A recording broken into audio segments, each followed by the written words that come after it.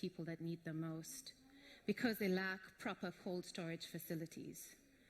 And every year, farmers in sub-Saharan Africa lose 30 to 40% of their crops after harvesting to insects, rodents, rain, and mold.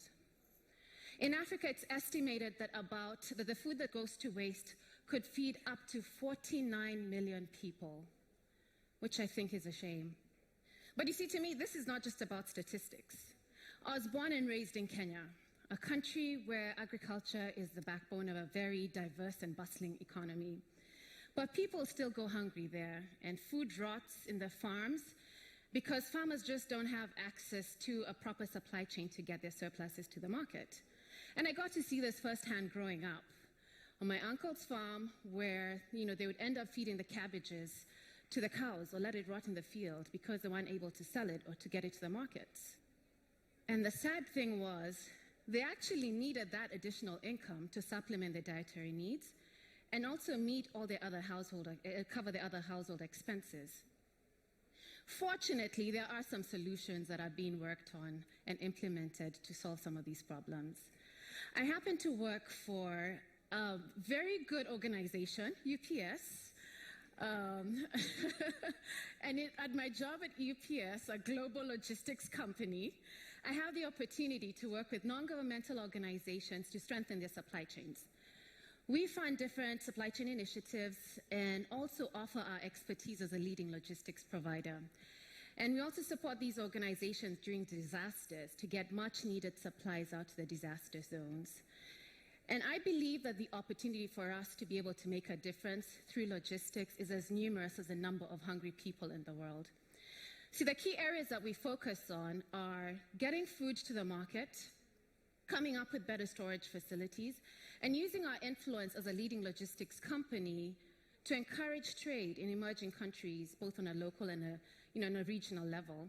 And last but not least, using technology to address what we call the last mile problem. So for example, this year we've been working with the World Food Programme on a project in Uganda to provide farmers with better storage facilities. Historically, the farmers used to use traditional granaries. That is what would be considered a traditional warehouse in a village in Uganda. And then they'd also use gunny sacks, similar to that. But then that meant that their grains were exposed to insects, rain, and all other weather elements. Through our funds to the World Food Programme, we've been able to provide the farmers with more durable silos, such as the ones on the screen, made up of metal and plastic. The results from this project have been amazing. The farmers have been able to decrease their loss by about 98%, which I think is phenomenal.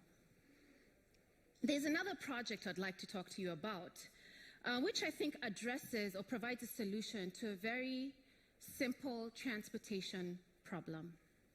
Purchase for Progress, which is another World Food Programme initiative, provides small-scale farmers with access to markets for them to sell their surplus produce.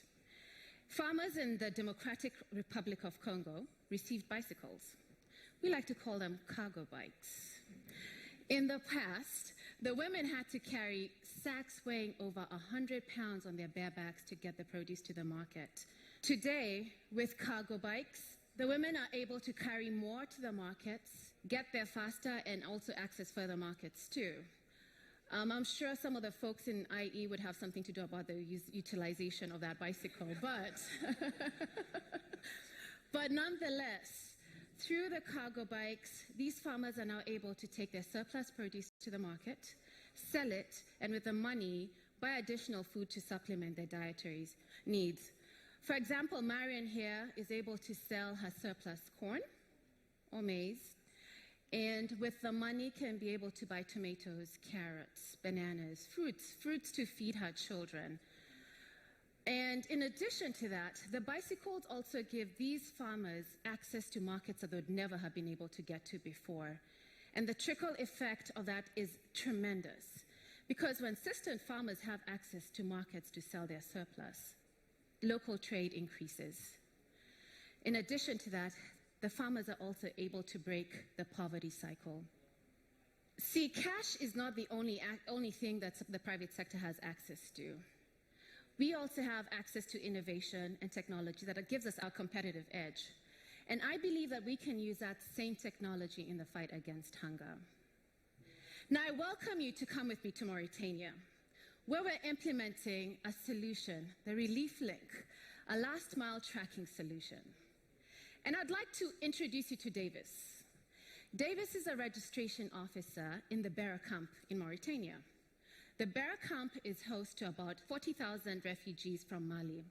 Davis was very excited to implement the Relief Link solution because he was convinced that there just had to be an innovative solution to help in the distribution of aid in the camp. And even though the Beira camp only hosts 40,000 people, the challenges of food distribution here are just as daunting as the challenges faced by those that work in Dadaab. Historically, when the refugees showed up in Beira, they would be given a paper punch card, which would be utilized during the food distribution. It was a very long and manual process for both the refugees and also the UNHCR or UN High Commission refugees staff members working in the camp. In addition to that, it was very easy for the cards to get lost and damaged, and it was difficult to track who got what or whether there was an equitable distribution of the food to the actual refugees in this camp. Today, when the refugees register in the camp, they all receive a smart card with a barcode. And the barcode contains all their information. And I'm not just talking about names. No, it's the names and all vital information that's associated with that family, and also the facial recognition. And today, Davis and his crew are able to actually go through the food distribution using a simple handheld device like this. And the results have been tremendous. So not only are they able to finish the food distribution faster and it's more efficient and accurate, but it makes a big difference from the staff members' perspective. ReliefLink was born from a proprietary software that UPS owns and was used during the Haiti earthquake. Davis today likes to say that after ReliefLink, my life has changed. We used to have to carry 25 laptops to the field, carry a whole bunch of folders and papers that we had to keep track of during the distribution. The change is amazing because today not only are we able to create reports, but we're also able to finish the distribution faster, which gives us time to do other things in the camp, which I think is a great testimony from a user. ReliefLink is also being tested in the Doloado camp in Ethiopia. And our hope is that it will be used in camps, large camps like Dadaab, and also to support larger emergencies in the world. See, I think if we focus on solutions similar to these that I've just gone over today, we can be able to get food to those that need it most. And I think the best way for us to be able to do this is by forging public-private partnerships between governments, non-governmental organizations, the private sector, and investing in supply chains. And if we do so, I think we can achieve zero hunger in our lifetime. Thank you.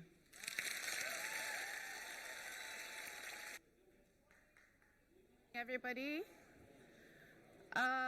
Yes, so you didn't come here to just watch a video. It is a talk.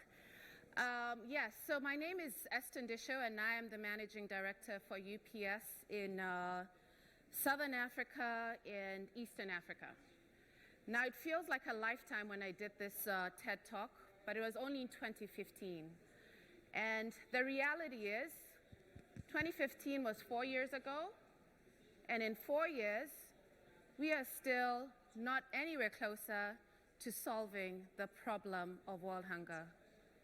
Do I still believe it is a logistics problem? Yes.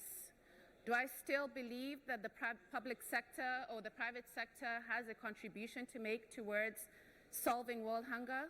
Yes, I do. And what I'd like to do for the next couple of minutes is just take you through a couple of things or a couple of different programs and initiatives that have come up in this space that I believe are making a vast, vast contribution to addressing the world hunger crisis. So it is estimated in 2018, the numbers are still at about 128 million people are still hungry. And not just hungry, but do not have a meal at the end of the day. When we did the stats, it was about 800 million people which is 1 in 9 people in the world, do not have food in the world today. 120 of those are in severe crisis mode. What's the effect of that? So you're looking at children that are malnourished, children that are not able to go to school, communities that are not able to be productive members of society. So is it a crisis? Yet it is. And we are going to talk about it later in our session this afternoon on what's happening and what solutions we think are in place. But I just wanted to go over some of the things that the private sector is still doing in this space. So UPS, which is one of the largest logistics companies in the world, has a partnership with the World Food Program. And we've joined in the Zero Hunger fight. And some of the things we've done, I mentioned, as you saw in the video, we've worked in different programs in Dadaab, we've worked with them in programs in DRC. But above and beyond that, it's about bringing our logistics capabilities and expertise to help them address this crisis. Why? Why is it important to us? You know, UPS has operations in over 220 countries and territories in the world. These are communities where we either have people from those countries, we have a customer base, we have a supplier base, and it is the right thing for us to do. So at any given time of the year, we have folks that are on loan at the World Food Program operations, either in Rome or out in the stations, offering our logistics capabilities and strengths. Now, when I look at what else is being done, so during my talk in 2016, one of the things I brought up was the fact that the last mile is a crisis. We are not able to get either food out to people that need it most, so the recipients, but in addition to that, we're not able to get the food out from the farms to the markets. And even if we do, the access that the farmers have does not give them capabilities to get the best price for their products. So I came across a company the other day that was of great interest to me. If anything, when I met with the CEO, I told him he took my talk and he put it into action.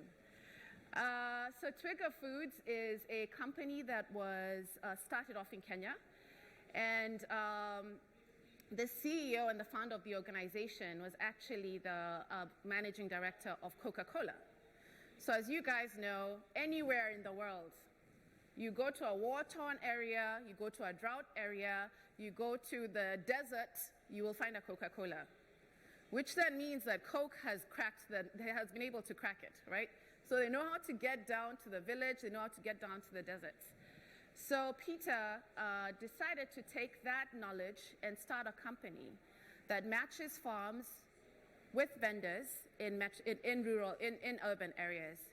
So they have an application, they're able to go out, vet the farmers, look at the farm that they have, look at the product and whether the product is of good quality or not.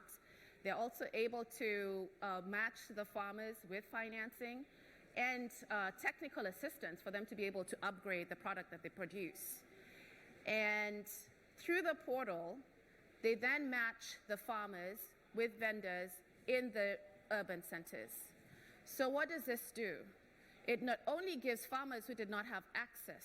Now, going back to my talk, I talk about access to markets. This product now allows farmers to have access to markets that they would never have had to. It allows them to have access to funding that they would typically have not had access to. But in addition to that, when you trickle down to the recipients on the other end, the vendors now have access to products faster.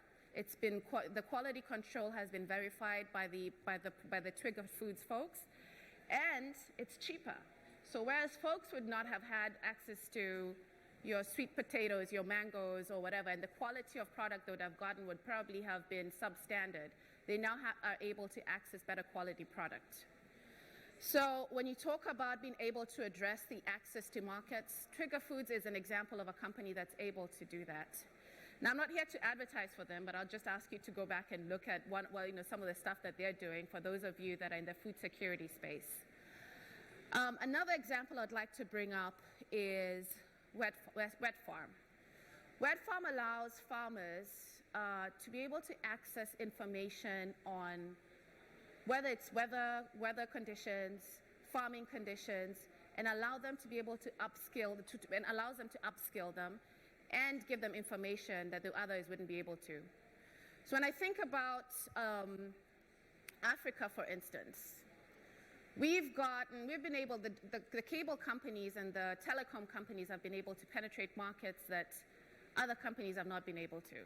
So today when I go to the village, my aunt, who probably cannot speak English, has a cell phone, and she can send her text message. So today, my aunt's farm help can be able to go online and send a message and ask questions regarding whether it's weather conditions, diseases that are going on with their produce, and get that information back. That's just one other example that's out there. And we talk about what can the private sector do? Private sector can offer a lot. We have the expertise, we have the capabilities, we have the people. And when we talk about the fight for hunger, what can we offer? It's exactly that. So I'll give you another example. In my video, you saw a picture of gunny sacks and the storage of corn. Corn is a staple in most places. Farmers are able to sell it to either the village, the community in the village, and there's multiple uses for it. But mainly, it would be either boil it as a maize itself or as a corn itself, or ground it and make flour. And the flour can be used for porridge or for pap or whatever other staple meals that folks use. There is a partnership that has found a way to be able to use the science and technology, take the same corn that would have just been standard grade corn and fortify it and allow farmers to be able to ground that corn and come up with much more nutritious produce on a local level. And what this does is that they're not necessarily relying on food distribution. These are capabilities that are down to the ground and is accessible to a lot more people. So once again, when we talk about what can we do, there's a lot more we can do. Are we about to crack the world hunger? Thank goodness the World Food Program has a target of 2030, because we're still 11 years out, which then means there's a clock. The clock is ticking.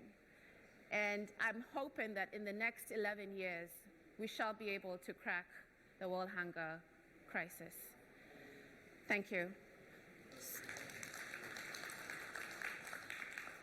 So I'd like to open it up. If anybody has got any questions for me, either related to the video or related to what we're doing in the private sector space to address the world hunger crisis.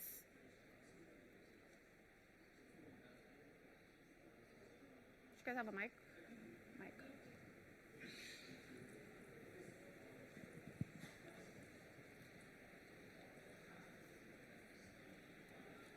Assalamu alaikum. Peace be upon you. Peace be upon you. I will speak in English.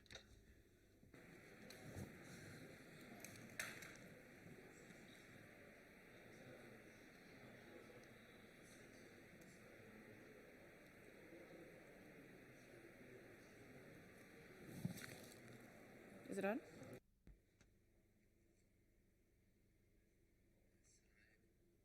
Peace be upon you. Hi. Good morning. 2. I'm Ali Hamad. I'm a volunteer in this summit, and I'm also a volunteer in the Emirates Red Crescent. Of course, there are great efforts in many countries. Some countries have great efforts in giving access to food in remote areas. Like, for example, UAE exerts a lot of efforts in getting food to Yemen, and in Bangladesh, for example, the Rohingya refugee camp, as well as many other areas such as Philippines. Even the peak of giving is that one of the people, the Emirati workers who had died during getting food to Philippines, who had fever and they passed away. So there are quite a lot of challenges and difficulties that we're going through. Is food, global food, we have quite a lot of food produced in the world. Is it enough to address or to cover all the food needs in the world? This is my first question. And the other question is, a lot of countries have a lot of food waste, such as the US, for example, Saudi Arabia. We don't want we can also say UAE if we want to be honest. So in Saudi Arabia, there are more than 10 charities for preserving food.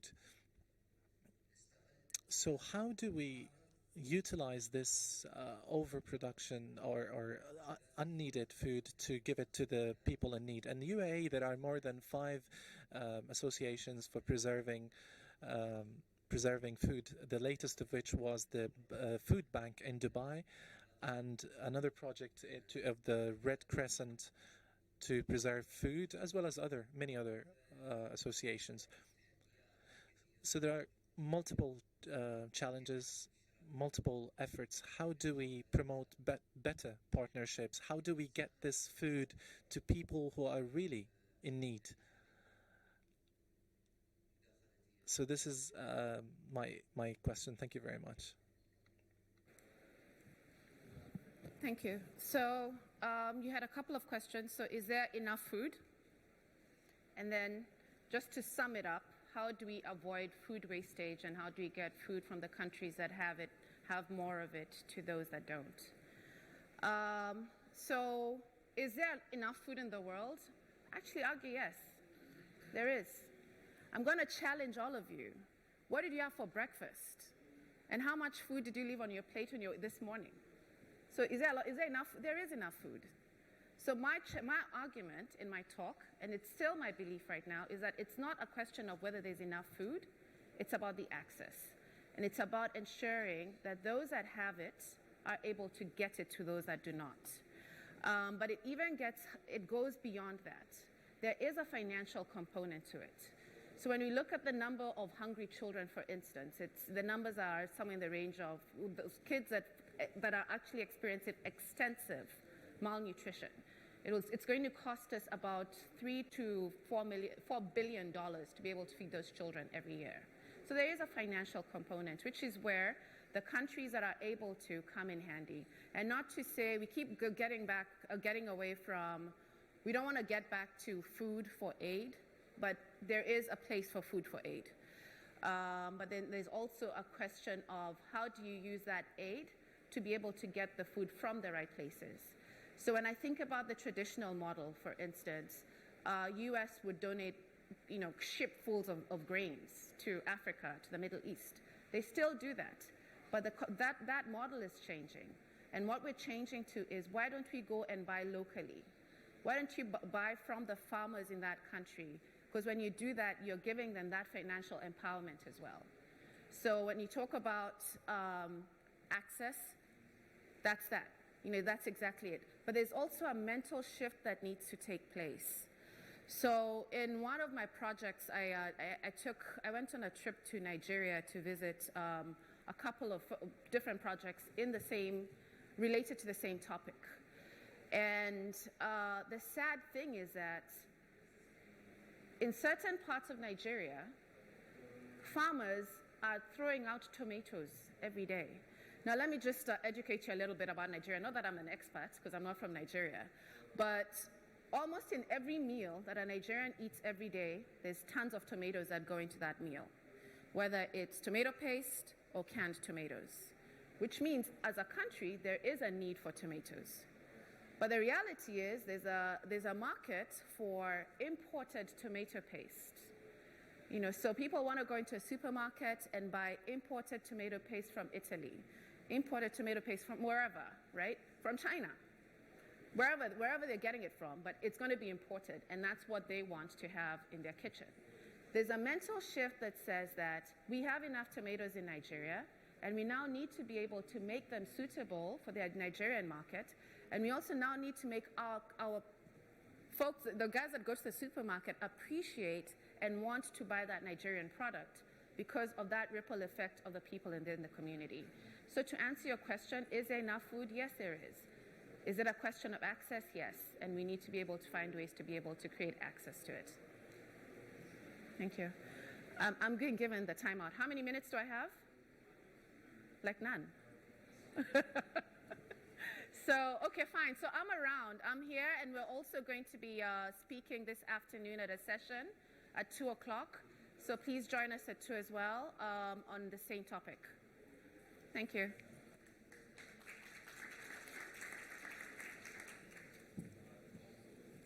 Thank you so much, Esther. Just to keep a note, the next session is going to be in English, so it's going to be in Arabic. So anyone who needs their translation pad, please put it on channel 2. بهمتهم يلهمونا وبعزمهم وإصرارهم. Determination, they become a source of inspiration. They challenged all the challenges and difficulties. They are the people of determination. We can never speak about sustainable development except after putting them under our lens. In the second session of today, under the title of Empowering People of Determination as a pillar of sustainable development, Dr. Noor Alauddin Atatra, the Managing Director of Al Ain University, will tell us about their role and the role of the educational institutions in sustainable development.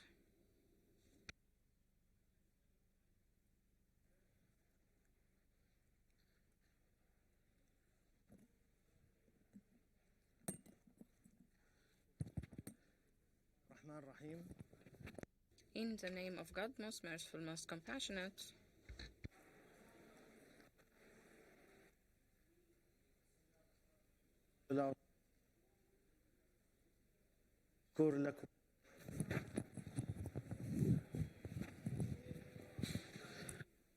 بسم الله الرحمن الرحيم. بكم اسمي نور. Sorry, we have a technical problem because the sound keeps cutting off. Let's just solve the problem. بسم الله الرحيم. اسمي نور الدين.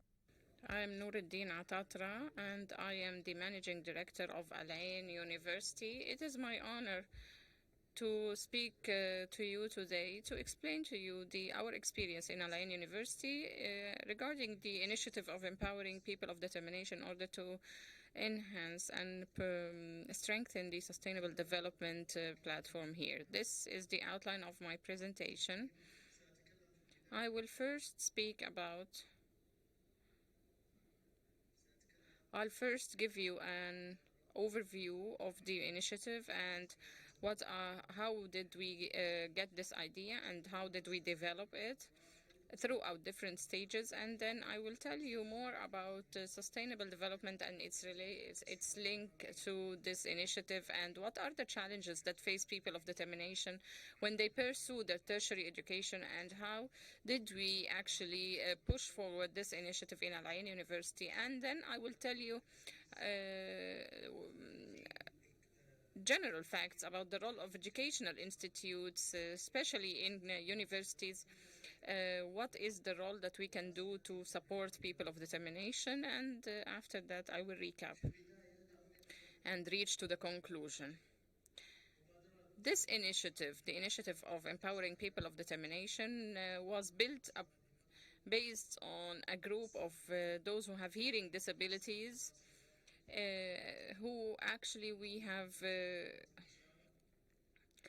hired a signal interpreter in order to help them during the lecture in one single semester as a pilot experiment.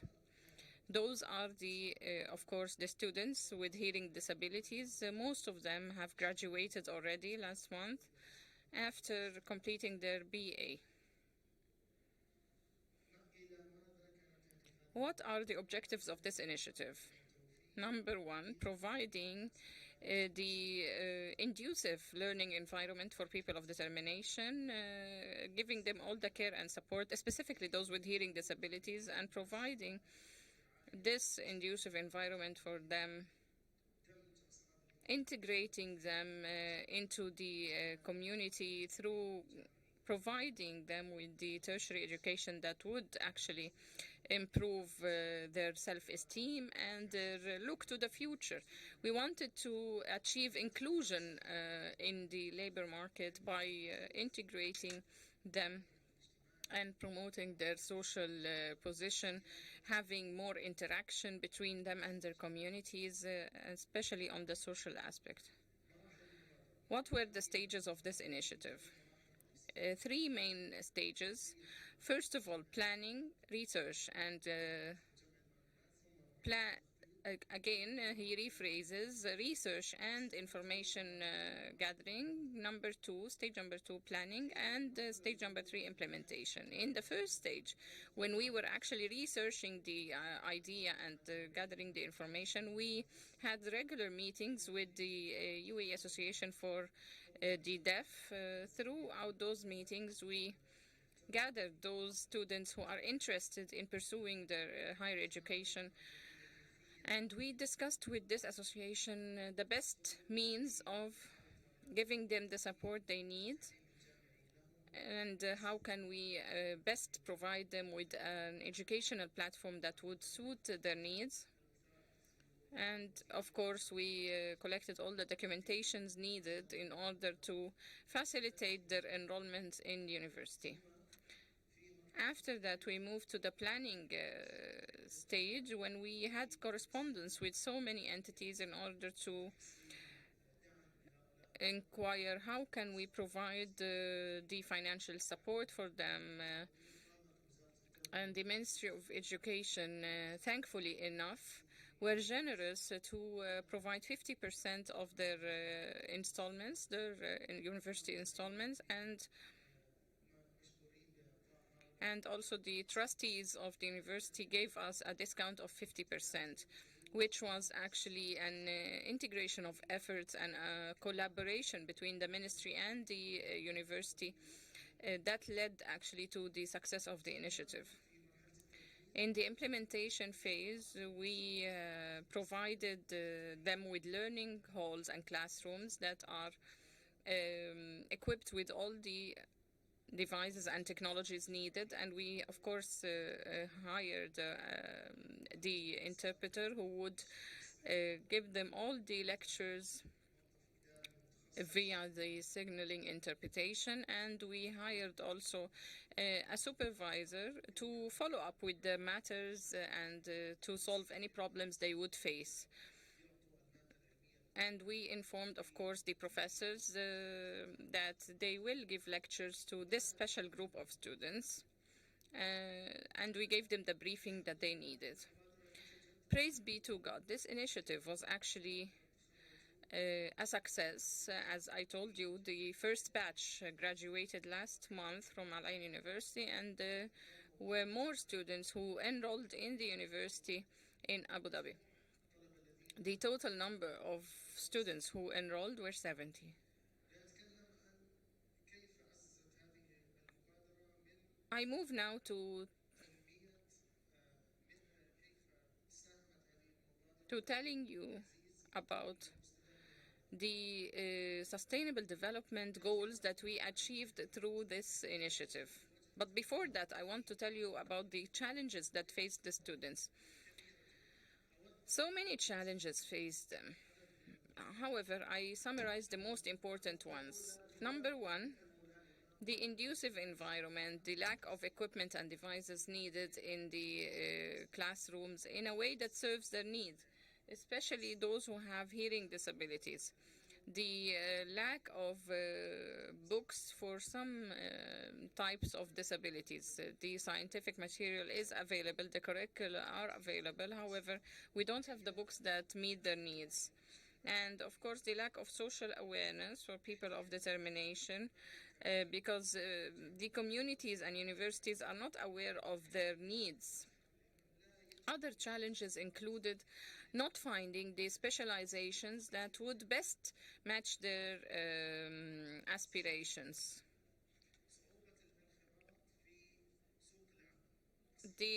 Being, of course, facing difficulties in integrating well in the labor market, because most of them do not have good qualifications, hence they do not get equivalent opportunities in the labor market. They have very limited places.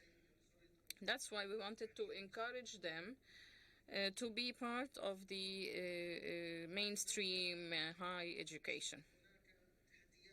There are other big challenges, like of course, the lack of awareness of the problems and why the media is not actually raising the awareness about their needs on their platforms. Many of those people of determination are not able to reach with their voice to the universities and higher education. Also, the lack of budgets that are allocated to serving their needs in the universities. This was actually only a small part of the challenges that they face. How did we succeed in Al Ain University in implementing this initiative? Honestly speaking, it is not only our success solely. It is a solidarity of efforts. Success came because of several factors combined. First, because of the support that we got from the management, the trustees, board of the university, from of course, the staff and the professors and the administratives. That is in addition to the ongoing assessments of this initiative. We had a poll in order to get the feedback of the students in the beginning of the initiative and to know the challenges they are facing, to know whether they have any issues that need to be resolved or anything that they would like to be added to the initiative in order to give them all the support. And then we ensured that we have sufficient media coverage. We contacted media enterprises not only to brag and show off, no, for two main reasons. First of all, to encourage the students and to show them that they are now an example to be followed, and to encourage those who did not enroll so that they can see the success of their peers and feel encouraged to enroll, and also to encourage other universities to follow suit. Moving to the role of the tertiary education institutes in supporting the people of determination. Currently, there are 14,000 students of the determination in classrooms, whether at schools or in universities. If there is no enough collaboration between all entities and institutions to provide all the support to people of determination, we will never succeed in making them part of the Sustainable Development Plan, and they will be excluded from the labor market, and they will not we will not achieve the equity in providing them opportunities. Hence, we need to ensure that there is enough collaboration between all institutions to make sure they are included, they are integrated, to make sure they have high self-esteem of themselves, and to open new horizons for them to find jobs, and to make them part of their community, and to promote sustainable development by making them part of it. As I said, media should be present and should raise awareness in supporting those people with special needs. The first point is that they have to change the stereotype and the mindset prevailing towards people of determination. We have to actually build confidence in their ability to succeed. People should not look down to them. People should change the pattern that was prevailing for a long time, a pattern of sympathy. And we should also expand the scope of interest in this important segment of our society and to change the misleading concepts about them. Allow me to refer that Al Ain University focused on those with hearing disabilities. However, there are other types of disabilities that would also require attention by the media in order for the higher education institutes to care more for them, to support them more, and to achieve the social development. In conclusion, we can say that the initiative was a reflection of the wise vision by our wise leadership in the United Arab Emirates, and the United Arab Emirates was and will remain giving the supporting place for all the people of determination, and we realize the significance of those people with disabilities. Hence, we changed the naming to People of Determination. This enhances their image of themselves, and this opens them new horizons and new opportunities. They also have, of course, we all have a responsibility to fulfill. Parents, communities, media, educational institutes, we all need to contribute to supporting and helping this important group. We need to implement such initiatives and plans and more of such initiatives in other universities. The initiative should not stop in one university or at one point. It is better to have several initiatives caring for different groups of special needs. And finally, we need to support studies and research that are conducted on the role of the special needs and the people of determination, and how can we serve them best. Thank you very much. إذا هناك أي أسئلة أنا جاهز. If you have any questions, I would welcome those. Please use the microphone for the sake of interpretation. Yeah, about this university. Could you please tell me something about it in terms of the student population and برامج الدراسية؟ شكرا لهذا السؤال. نحن جامعة العين جامعة أسست في دولة الإمارات. Thank you for your question. Our university is in Al Ain and Abu Dhabi. It's a private university with more than 5,000 students. There are 6 colleges, engineering, pharmaceutical, communication, media.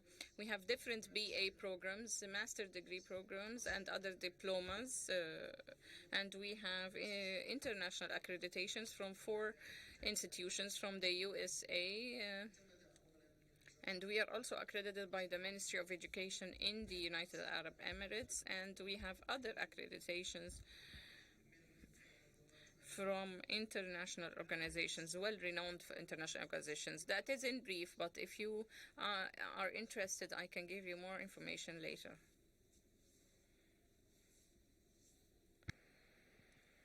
أي سؤال؟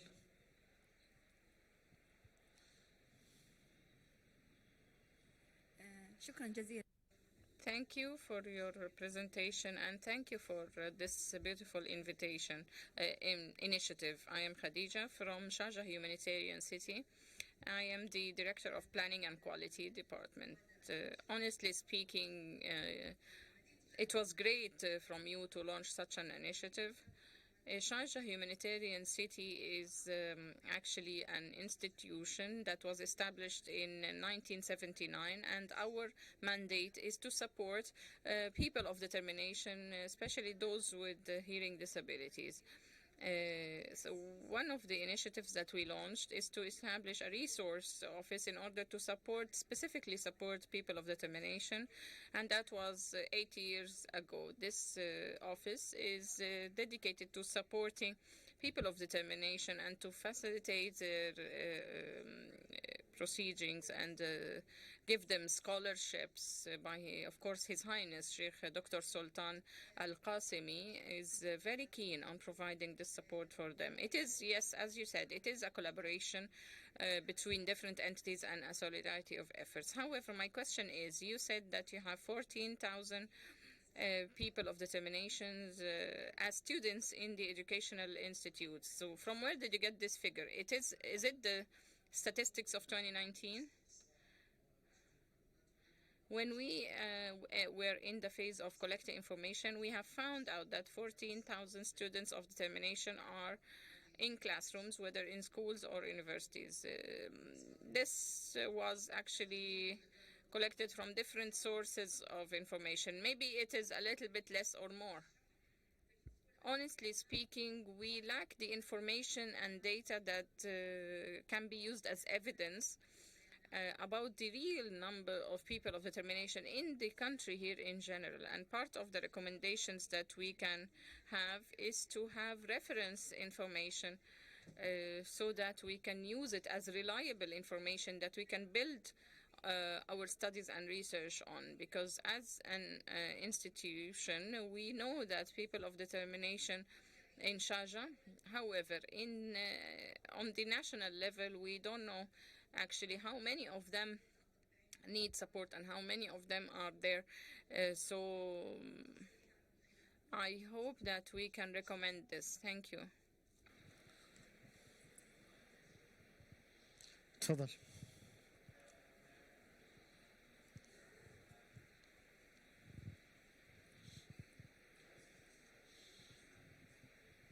السلام عليكم. Peace be upon you. Thank you. I am Yasser Omar from the KSA, and I am specialized in knowledge psychology. You spoke of people of determination, and our mandate is on people with physical disabilities. So my question is, what are the intellectual factors that we can leverage on as a society from at least 5% or 10% of those students? More than 40% of them are creative and innovative. So how can we leverage their ideas, their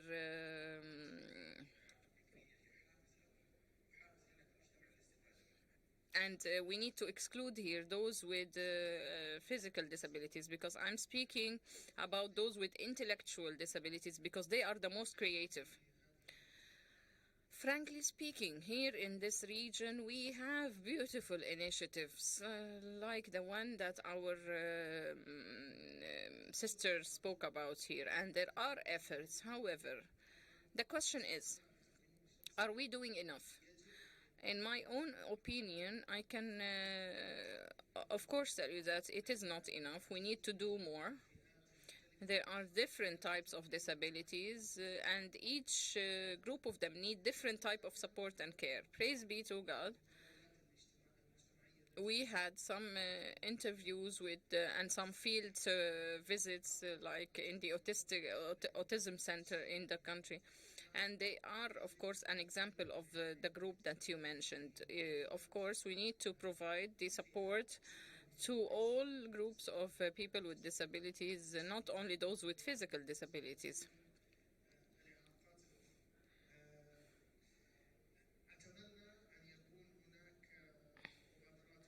I hope that we have more initiatives, more government policies to support them.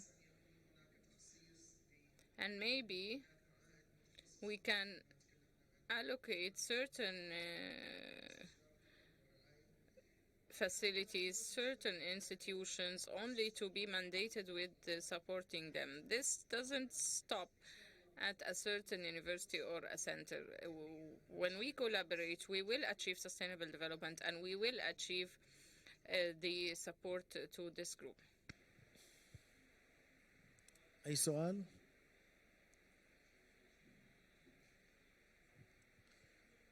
في النهاية شكرا لكم، يعطيكم العافية، السلام عليكم. Thank you very much.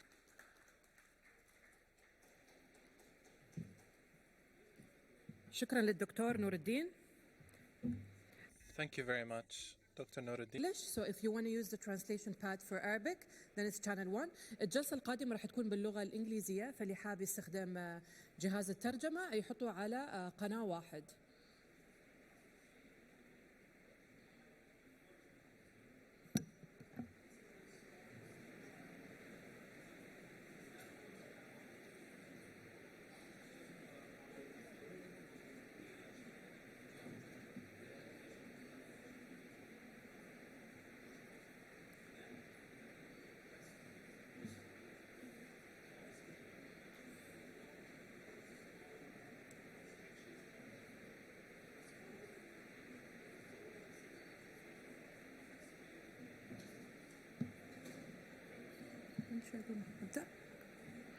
تأتي الجلسة الثالثة بعنوان The third session is titled Sustainable Inclusion of Refugees, Current Crisis and Future Solutions. The speaker is Tenzin Seldon, the managing director and co-founder of Kinstep Organizational, about technological solution that will reduce the climate refugees and following sustainable solutions as well as legal and environmental solutions for the issue of refugees.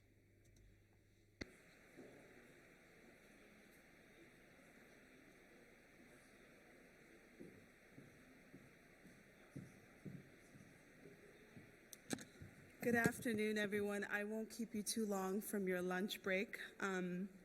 My name is Tenzin Seldon, and today I'll be discussing the crisis that we have at hand with the refugees issue and the solutions that I think are burgeoning in this space. So a little bit about myself. I'm originally from Tibet. I know there's very few of you here, but how many of you have heard of Tibet or know anything about the country? Okay, so few hands. So my family in the 1960s escaped through the Himalayas, and they were able to find refuge and home in Tibet. And since then, that resettlement process is something that we had to endure once again when I was relocated to Minnesota, of all places. So you can imagine, from someone who has lived through the migrant and refugee experience in multiple countries, it's something that's very close to my heart. Currently, the UNHCR has estimated that there is 70.8 million refugees, so people who've been displaced from their countries. This includes people who are asylum seekers. This includes people who have been granted refugee status. And from the 70.8 million people, that number has increased since 2009. So we have nearly a double of refugees currently that exist.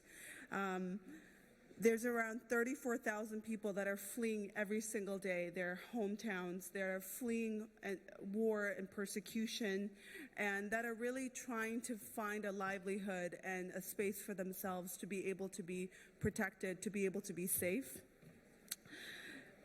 Refugees are individuals who have no choice, so they flee because they have no sense of agency, because their countries or their hometowns that they are from, they can't return back to. So they're sometimes the most vulnerable groups because they have very little political and social rights. And now, with the future that we're seeing, there's going to be many more refugees, especially climate-based refugees.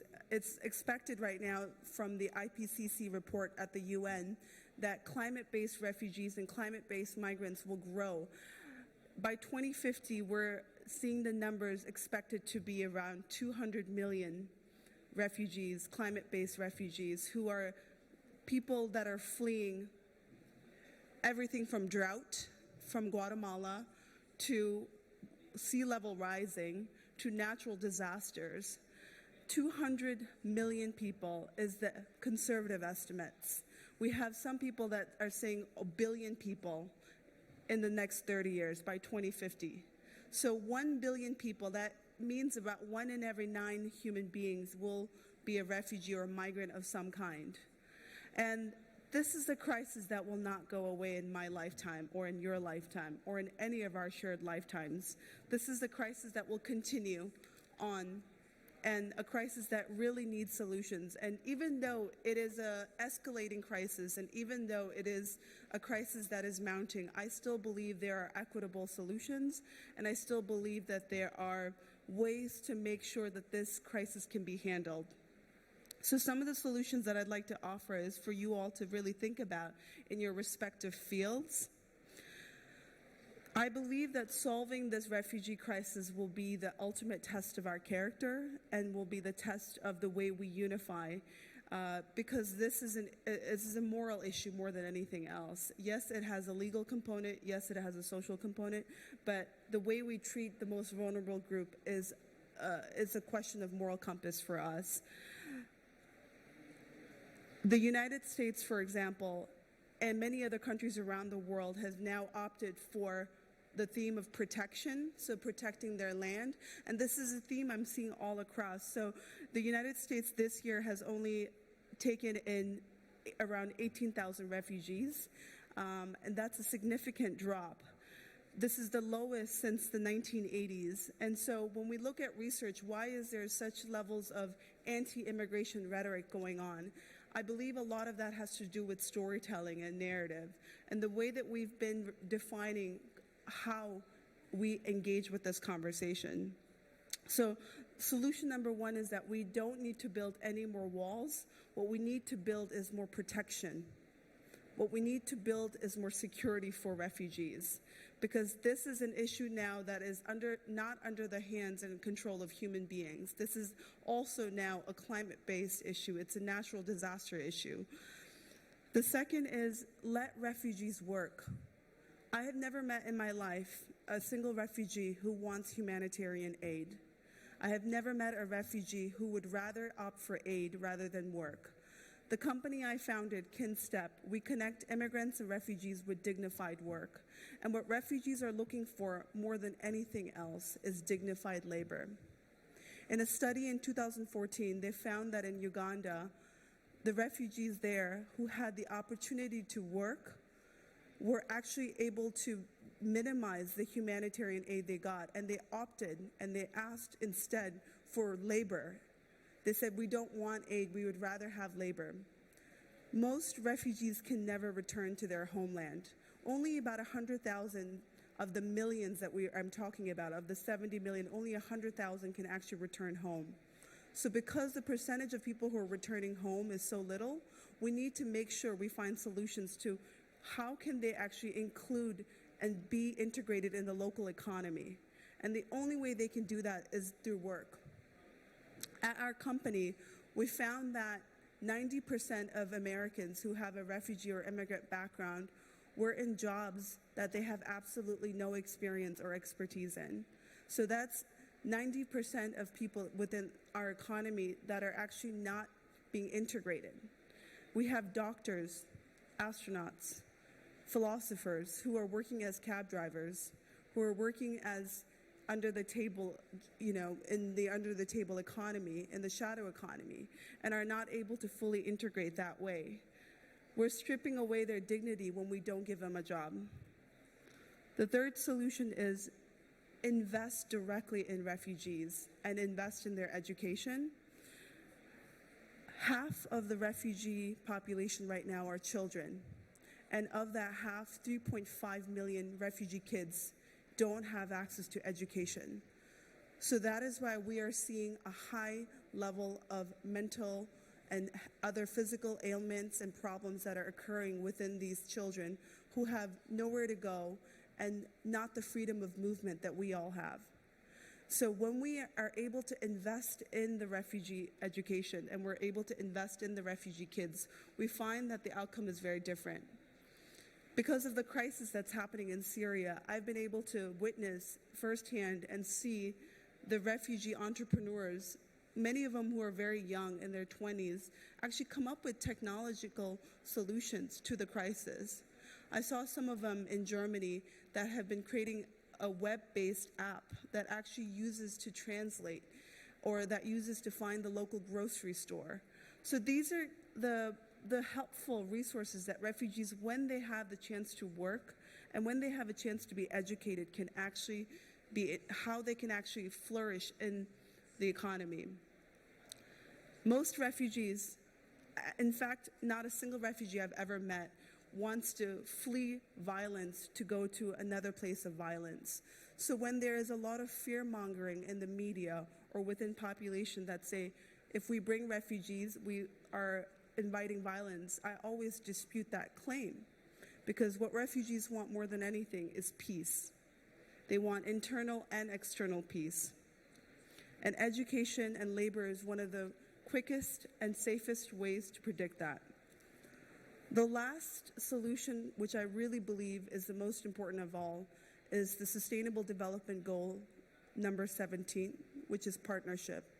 We need to find ways that refugees and migrants can partner with, have multilateral partnerships across the board with civil society, with public government, as well as with the private sector. Because this is a global problem, and because this is a global problem, it requires global solution. Right now, majority of the work in this space has been dealt with civil society and the public sector. I really believe that there is a rare opportunity for technology and for the private sector to actually have an input in this area and actually be able to affect the lives of refugees in this area. We need to be able to make sure that the support for refugees in the host countries is equitable and fair. Right now, the majority of refugees in the world are in developing countries or middle developing countries. So places like Pakistan, for example, have only 1.38 million refugees, and Turkey has a significant amount, 3.6 million refugees. So these are countries that are sharing majority of the responsibility of hosting refugees. And we need to make sure that we give these countries the infrastructure that the West can provide as well as the East, but mostly really the burden of responsibility falls on all partners, including the West, to be able to provide funding for these refugee countries that are hosting, for countries that are providing the resources. We need to be able to empower them, and we need to make sure that there's a system in place that they can feel supported. Because without the political and social will, I don't believe that there is a way out. And without there being the right course of action, there really will not be a solution to this. So in the end, what I really want to leave you all with is that although this seems like a mounting catastrophe at hand and a mounting problem, it is still a problem that can be reversed. It is a problem that can have a solution. And the solutions I've laid out today are going to take a long time, and it's going to take a lot of work, but it is not impossible. And if we can come together and unite as people rather than as countrymen, rather than as just Americans or Canadians, if we come together as humanity, there is a way to come together through the United Nations and through multilateral discourse and dialogue to be able to solve this global crisis at hand. Thank you.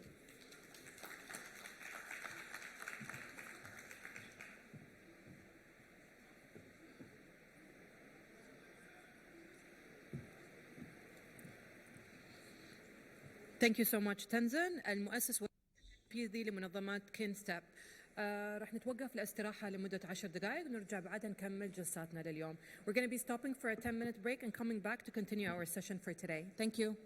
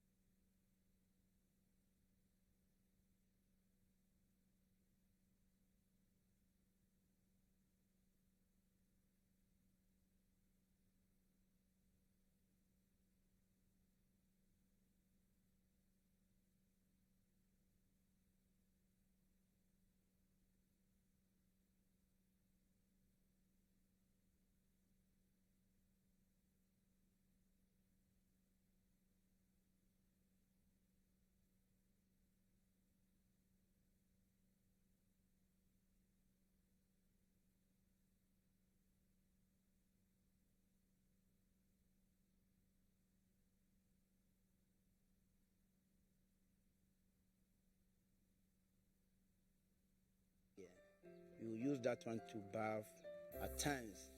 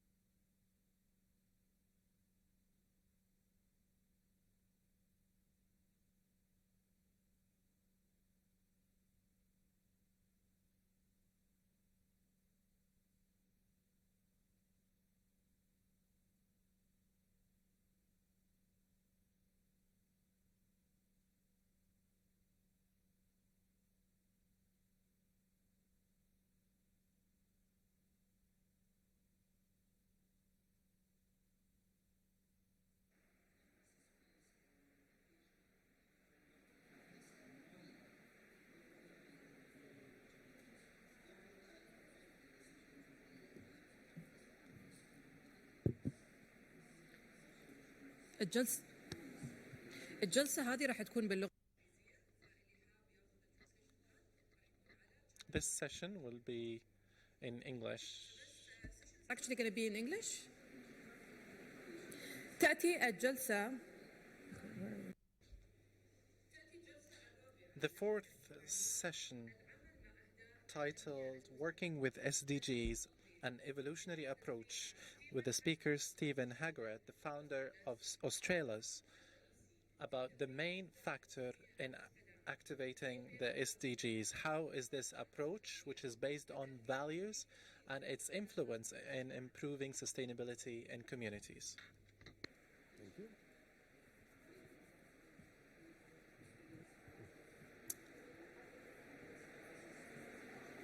I think good afternoon. We just made it to 12 o'clock.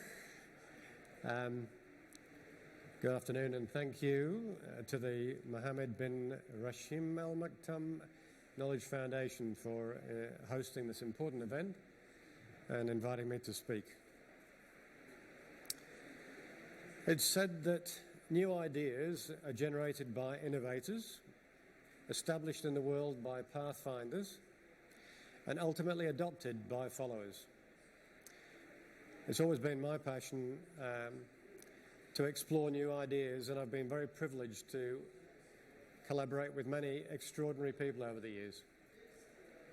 We've evolved a portfolio of physical, digital, and technological platforms that are now emerging with a common intention of stewarding humanity's shift into a new paradigm.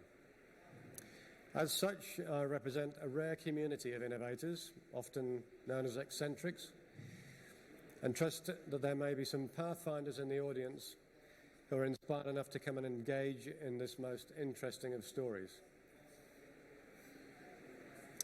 The core topic of this presentation explores mindset and how it influences our outcomes, then goes on to explore how the current evolution towards holistic systems in the world, what's involved in making that shift.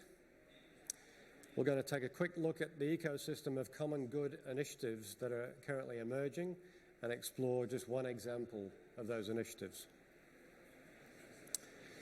So, mindset.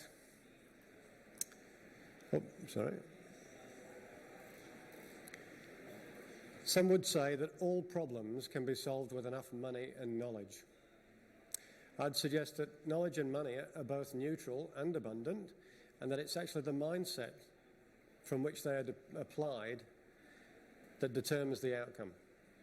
For example, the SDGs were adopted in 2015, but defining those goals has been an ongoing process for almost 50 years, during which time a huge amount of knowledge and money has been engaged in addressing those initiatives from one form or another. Yet the systemic issues they seek to address seem to be escalating rather than resolving. So what's not working? We've inherited a world where the primary criteria for measuring value is a financial return on investment. The profit-driven model has served us well in the past, driving the development of new systems and technologies. However, I believe that has now become the limiting factor in resolving these broader problems that SDGs seek to address. In other words, no amount of money or knowledge will create meaningful change if the values by which they are deployed doesn't meaningfully change first. So we have a conundrum. On the one hand, we have nation states which emerged to protect and serve the interests of a specific group of people, i.e. the self-interest of a nation. On the other hand, we have the SDGs that have clearly identified that the challenges we face span every facet of our society and the ecosystem we share, and are unilateral by nature and beyond any particular border, government, culture or belief. So there's a misalignment between the common good approach required to address global challenges and the self-interest mindset that we currently are operating from. As Einstein said, we can't solve our problems with the same thinking we used when we created them. So whether we effectively resolve the SDGs, or indeed survive as a race for that matter, I believe is not so much a lack of resources, but rather the mindset that we come from in distributing them. This isn't a new concept, but the new knowledge, I feel, comes from the understanding the shift we need to make and how to allow for a different outcome. Observing natural systems is a good place to start. Nature has evolved as a holistic system from the beginning of time. It's self-organizing, it's decentralized and adaptable. Conversely, self-interest mindset divides and separates individuals from each other, humanity from nature. It propagates structures where control and influence are centralized and where systems and procedures often stifle our ability to act. So, is it possible to simply expand our criteria by which we measure value to create a more holistic, aligned, common good model? One that includes money, but also knowledge, technology, and the environment, and also values our culture, experience, health, and well-being. And how might our mindset shift if we adopted this broader criteria? We might move from being driven by personal ambition to being driven by human connections, from finding the best options for ourselves to finding balance in each situation, from competing to win to collaborating, from building allies to building communities. The list goes on. So how can we make this shift? Values are at the core of every human decision-making process. They make up our beliefs, our behaviours, our language, and our attitudes. And how might a values-driven organisation be described? It could be summarised as a team of individuals that operate autonomously and work collaboratively to benefit humanity and restore balance to our systems. An organisation united around a shared vision, mission, and set of core values. It would ideally embrace and nurture 7 core elements that would allow the organisation to thrive, promoting the longevity, the sustainability, and impact of the business over time. Many of you might be familiar with Maslow's hierarchy of needs, the pinnacle of which represents personal fulfillment. However, I think our new understanding is that this is really the point of transformation, the springboard from which to expand and embrace a broader set of values needed to resolve the SDGs, moving from more contractive self-interest models to more expansive common good practices. So the goal is to develop a full spectrum approach without lack or excess in the lower levels to ultimately align self-interest with common good. In so doing, we redefine the concept of ROI from a return on investment to a return on impact, where value is determined by the outcomes, not the financial return only. This might seem out of reach for some, but let me show you some of what's emerging. I mentioned my passion for exploring and supporting new ideas at the start of this presentation, and here's a quick look at various initiatives that share a common intention of creating a values-based, holistic ecosystem able to support humanity evolve into this new paradigm. We've clustered them into 3 main categories: digital platforms with speed, agility, and reach; physical platforms that anchor digital initiatives in the world; and technologies that will further support humanity make this shift. There are many initiatives in each category, which build into what we're referring to as the Global Visionary Network. I'm not going to go through them all now, but just to illustrate that there are a lot of highly resonant, interrelated activities going on in this space. Clearly too many to reference here, so I'll just briefly touch on one. The Co-Creative Hub Network, for which the vision is to establish a global network of facilities where leaders in all areas of human activity can come together to explore and co-create humanity's positive future. In other words, places supporting people to co-create responsibly for the mutual benefit of all. There are many layers to this initiative, so I'll just speak to 4 core precepts. Firstly, intention as the foundation. Form versus function in creating built environments has been widely debated over the years. And though the Co-Creative Hub initiative is about establishing a global network of physical facilities in specific locations, it's the shared intention that defines them.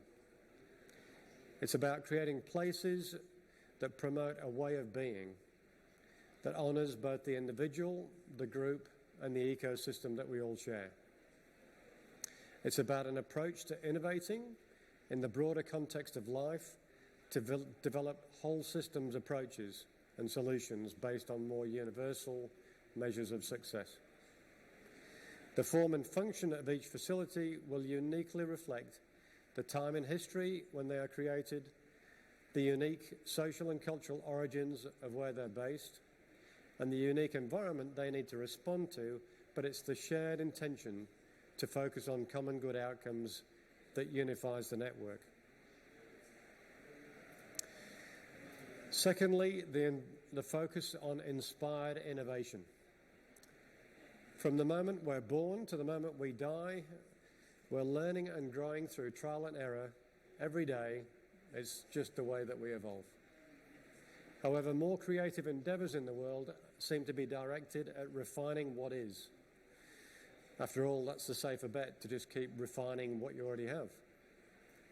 The Co-Creative Hub initiative, however, is strategically aligned with inspired innovation over creative repetition, because it would appear that iterating on the old isn't resolving the challenges that we face. As I said before with Einstein's comment, we can't solve the problem from the thinking that we've used to create it in the first place. Here we need to really foster the 1% of innovation that is aligned with the new, finding new ways, but with the common good as our defining and guiding principle.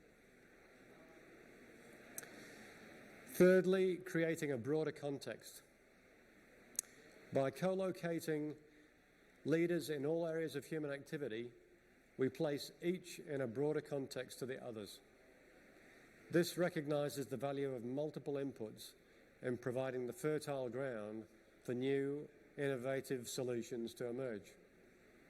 It also fosters the idea that from broader inputs come more informed choices in delivering more responsible outcomes.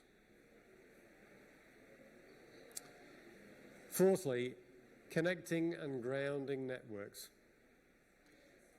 Digital platforms can communicate with millions instantly, though information can often remain conceptual until a person has had a direct experience of it. As such, the Co-Creative Hub network is intended to ground digital networks and ideas in experience and unify the SDG effort regionally and globally. It's like having an Apple campus for digital and physical initiatives, but instead of serving one company, they are intended to serve humanity as a whole through a full spectrum of innovation, solving multiple issues around the world simultaneously. So to summarise, as I mentioned at the beginning, I've made it my life's work to support initiatives that aspire to steward the transition from fractured, profit-driven systems to more holistic ecosystems able to balance the interests of all stakeholders. I showed you a number of initiatives on the screen earlier, and no doubt there are many more. So the task at hand, though, at the moment, is to bring them all together, to bring initiatives that reflect this common good approach with financial resources aligned with these inspired intentions. So we're building a global brains trust, the source of infinite possibilities, a number of which have already been well developed and are ready to be deployed. And hopefully there are some passionate pathfinders here at this conference who want to make a positive impact in the world. And if so, I'd love to meet. So please come and say hello. I just wanted to finish with a quote from Dr. Seuss's story, The Lorax. Unless someone like you cares a whole awful lot, nothing's going to change. It's not. Which is a call to action for every one of us. Thank you, and if you'd like to have a chat, I'd love to meet you. Thank you.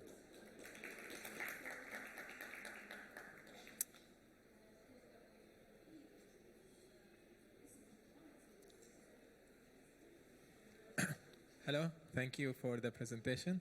Thank you. I have one question.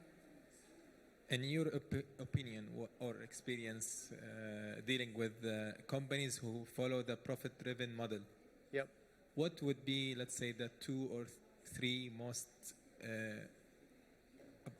best approaches for them to bring them abroad to become a common good approach?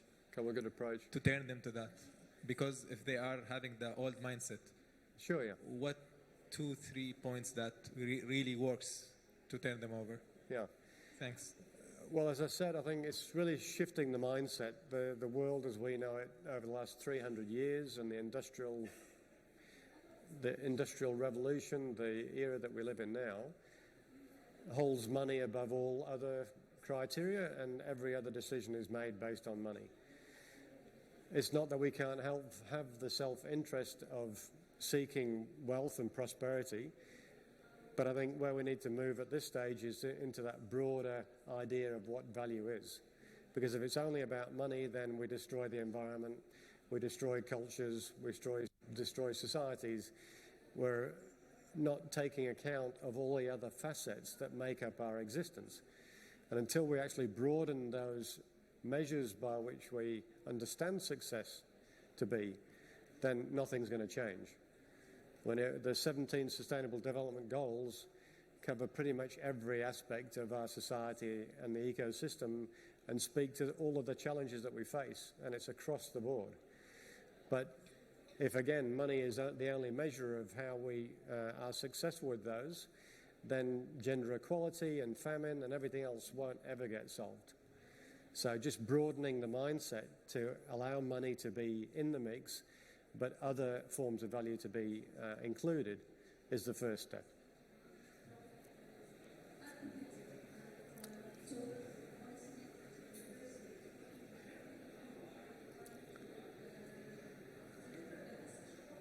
Any more?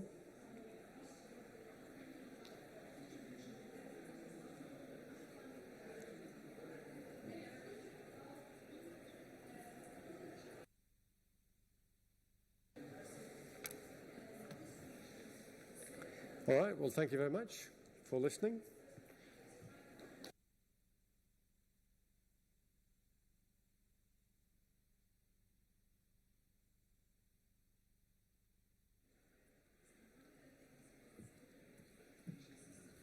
Thank you, Stephen, for your talk. And the next session is going to be in English as well. الآن موعدنا مع الجلسة الخامسة التي تحمل عنوان It is now the 5th session under the title of Sustainable Business as the Route to End Water Poverty, and we will have Sunil Lalvani, the founder of Project Magi, to tell us about the resolution of the water crisis and how this contributes to solving educational problems, healthcare, and other issues.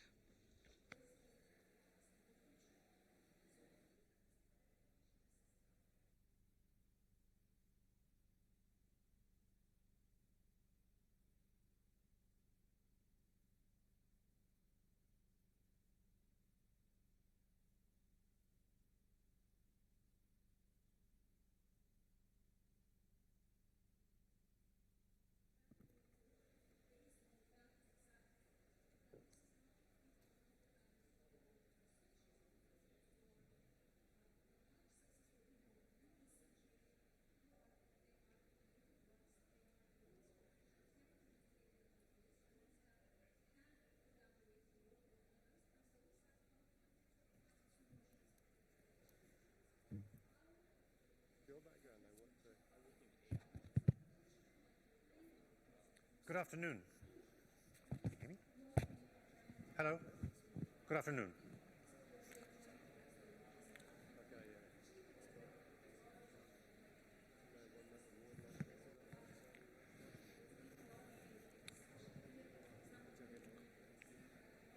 So I'd like you to imagine a world where there are 800 million people who don't have access to clean water. Those people often have to walk many, many miles to get access to clean water. And often when they reach that source, it's a dirty, filthy, unhygienic source of water, often shared with animals. And now imagine a world where every community in the world has local access to clean water right in the heart of their village, where waterborne disease is a thing of the past,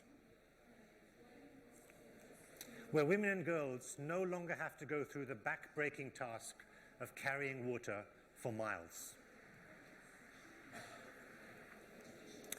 where children and young girls can go back to school or just have time to play. And when the older ones actually have time to work or just be at home and be full-time mums. Imagine that world where every community in the world has a local source of access to water right in the heart of their village. And that's a world I'd like to see, and I believe that we can achieve. So my story starts after working 20 years in my family's electronics business. That took me across the African continent. And one fateful day in 2014, I was in Ghana, driving across country on a bush road, when my driver abruptly stopped. So I asked him, "What's going on?" And he said, "I can't drive any further because there's a puddle of water in the road." So we're in a 4x4. I said, "Well, what's the problem? Just drive through the water." And he said, "I can't because there's 2 kids in the water." And this certainly drew my attention. So I asked him, "What are the kids doing in the water?" I remember very vividly that he said to me in such a nonchalant way, "Yeah, they're collecting their water for the day and then they'll move on and then I can drive through." Now he was a Ghanaian guy, so this was obviously quite normal to him. But to me, with a Western upbringing, this was really quite shocking. So I got down from the car, I spoke to these kids and wanted to understand more about what was going on, and found that they lived about 100 meters up this hill. And sure enough, they were on their way to do their 1-hour walk to collect water. And they said, luckily, it rained last night, and this puddle of water was there to avoid a long walk. And I just found that shocking, that anybody might consider that source of water as lucky. So I actually walked up to the village with them. I met the elders, I spoke to the chief, and sure enough found that the village had been given a hand pump. An NGO had come in a few years earlier and installed this facility, but then I found just a few months later it had broken down. And nobody knew about it outside the village. There were no funds to fix this, and so the hand pump wasn't working. So now can you imagine that, living in a village in water poverty, and then being given the gift of clean water to serve you every day, and then having that snatched away from you. And then you have to go back to those long walks to filthy, unhygienic, dangerous sources of water and live that abhorrent life again. And that's what caused me to start Project Maji. Maji meaning water in Swahili. Using 2 decades of business experience, I wanted to find a way that we could bring an end to this water poverty. But using a business mentality, I wanted to make sure that if we did this, every community that we addressed was going to be served not only for the short term, but for the long term. I wanted to make sure that any water we gave to a village was going to last for years and years to come. We did not want to repeat the problems of the hand pump, and that's where we started. So we looked at this technology that had been around for many years, and I'm a big believer that disruption in an industry comes from the outside. So I had very little experience in water. I had no experience in the fourth sector. So I think I could come at this with a really fresh mindset. The first thing we had to do was look at technological innovation in the product. We had to stop this incessant pumping and physical effort by young ladies and women and make it a lot easier for them. You'll also notice that the hand pump has a single tap, a single spout. And that means often in the morning hours when there's a rush hour, there can be a line for as long as 1 or 2 hours to collect the water. So we had to get rid of the physical effort and the long queues that were part and parcel of the hand pump solution. But we also had to come up with an operational innovation, because to avoid these things sitting there like white elephants across the continent, and some of the statistics will tell you that as many as 70% of hand pumps installed on the continent are lying there dysfunctional, we had to come up with a sustainable business model that was going to give us a viable business to let the water pumps be run, our water pumps be run and maintained and sustained over a long period of time. So we built our first site. You can see it's run by solar panels, so we took away all the manual effort of the hand pump. We also could avoid any running costs from this.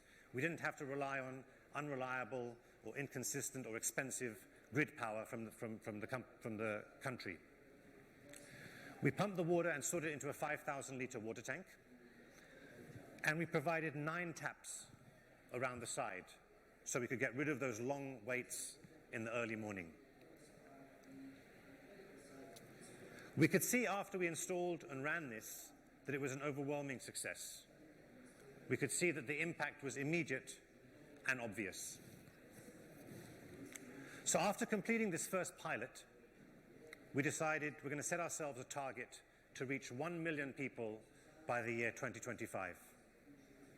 But in doing this, we wanted to focus on the smaller communities, those villages of about 1,000 people or less, because we felt those were the most disenfranchised and the ones that were typically being left behind.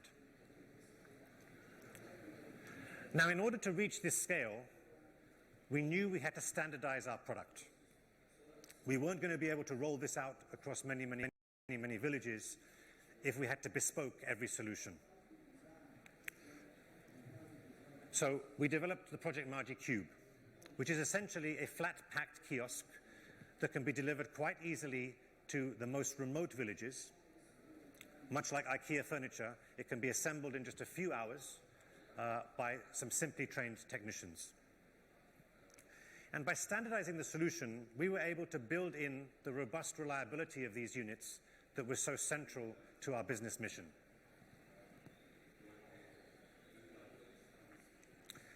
And being this efficient has allowed us so far to deploy in over 50 villages water facilities that cost as little as $10 per person.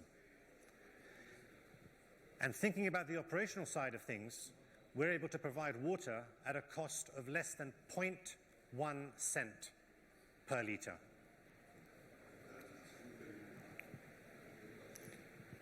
Now, for all the work that we do in deploying these sites and however cost efficient we can be, none of it makes any sense or is worthwhile unless we can ensure that every single dollar deployed is making a significant positive social impact.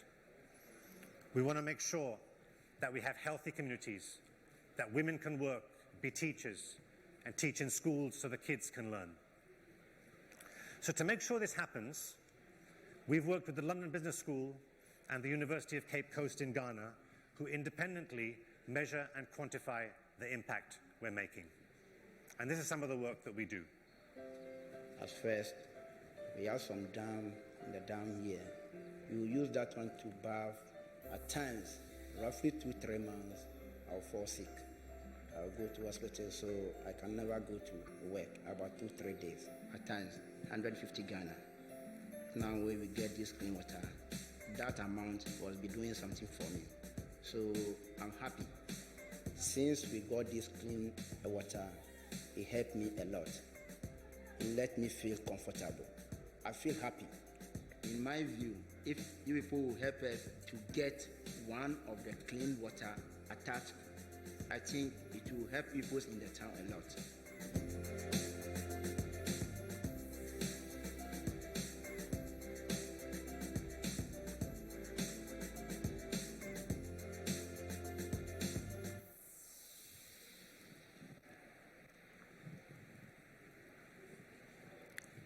So then we make the impact that we desire to make, but we have to make sure that as we grow, we're going to be sustainable at scale. We have to be technically sustainable and financially sustainable.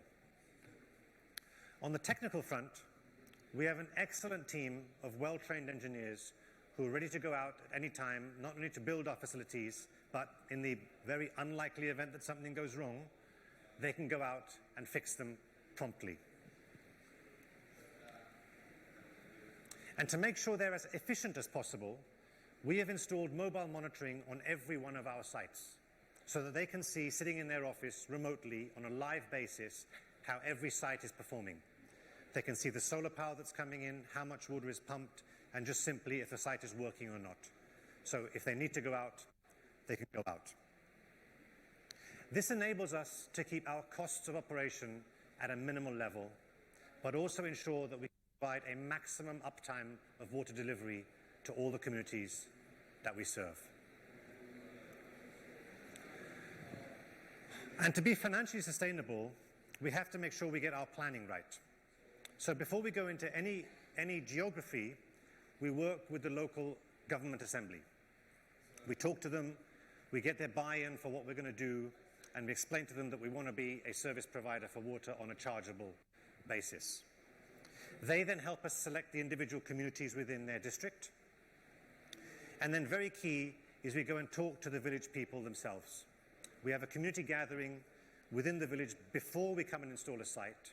We explain our principles, we explain our methodology, we explain that we're going to be there for the long term to provide sustainable water. And then we have a discussion with them about what they are willing to pay for the water. We never go in without having their sign-off and their decision on what the pricing should be. Because charging for water provides two key principles. One, first of all, they attach a value to the product that we are serving. They take some ownership and some responsibility of the kiosk once they know it's something that they are paying for. And secondly, to avoid the problems that we've seen with hand pumps, we want to make sure that we have an ongoing revenue stream so that we have the funds available that should something go wrong, our team can go in and fix it on a long-term and sustainable basis. Now, with all the funds that we are collecting, as we have to go across country and across the continent, indeed, we want to make sure that we can collect this money efficiently. So we've developed and then installed a cashless mobile automated payment system. These control the taps. They're used with plastic pay-as-you-go tokens and make sure that all the money is always accounted for and properly audited. This is how it works.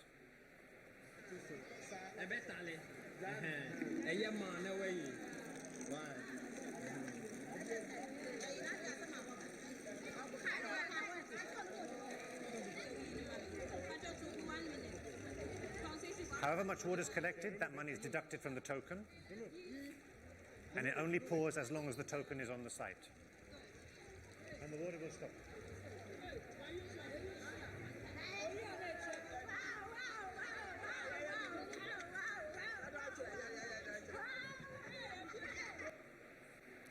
And these are very much the smiles that we try to work for as well. So we've been operating for about 5 years now. We've gained a lot of experience on the way. We've had to fine-tune and change our methodologies along the way. But we've absolutely positively seen that we can address the water crisis with a business mindset. We work with a number of partners who help us build out our infrastructure so that we can then focus on the consistent and sustainable monitoring and maintenance of every site. We are not reliant on charitable donations that may or may not come. Very importantly, we have proven that the water crisis can be addressed without a complete reliance on philanthropy. While well-meaning, it's very hard to predict and very hard to plan for. So by positioning ourselves as a social enterprise, we've been able to talk to impact investors, we've been able to talk to corporate sponsors who are able to work with us and can provide us with the quantum of funds that we need to reach the exponential growth that we target and that this cause so badly needs. But we're also not alone in this. There are a number of other safe water enterprises operating across the globe. We try and talk to them, meet, collaborate with them. We share best practices, we share technologies. And together, we think with this business approach, we are really starting to make a significant dent in the water crisis. Some of these companies are working in countries as Cambodia, Haiti, Bangladesh, India, Madagascar, and of course ourselves in sub-Saharan Africa. And there are a number of more excellent enterprises like this. But together we have seen that using this business mindset, we are able to make a real significant amount of progress in providing universal access to water and going a long way to achieving SDG Goal 6. And for me personally, after my venture started 5 years ago, this approach has helped me really to start to see the early lights of tackling this water crisis, where we're giving people more dignified lives, sanitary lives. Women can be home, be empowered, they can work, they can be with their children. Kids can go to school and learn and have a much, much brighter future. And of course, we hope that we can bring an end to people who are constantly searching for that lucky puddle of water.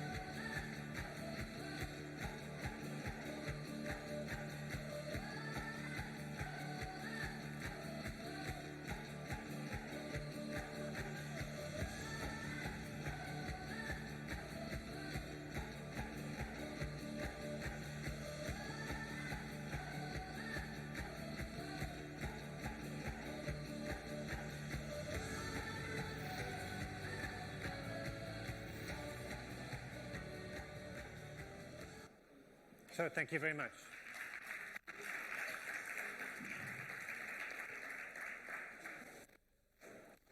Are there any?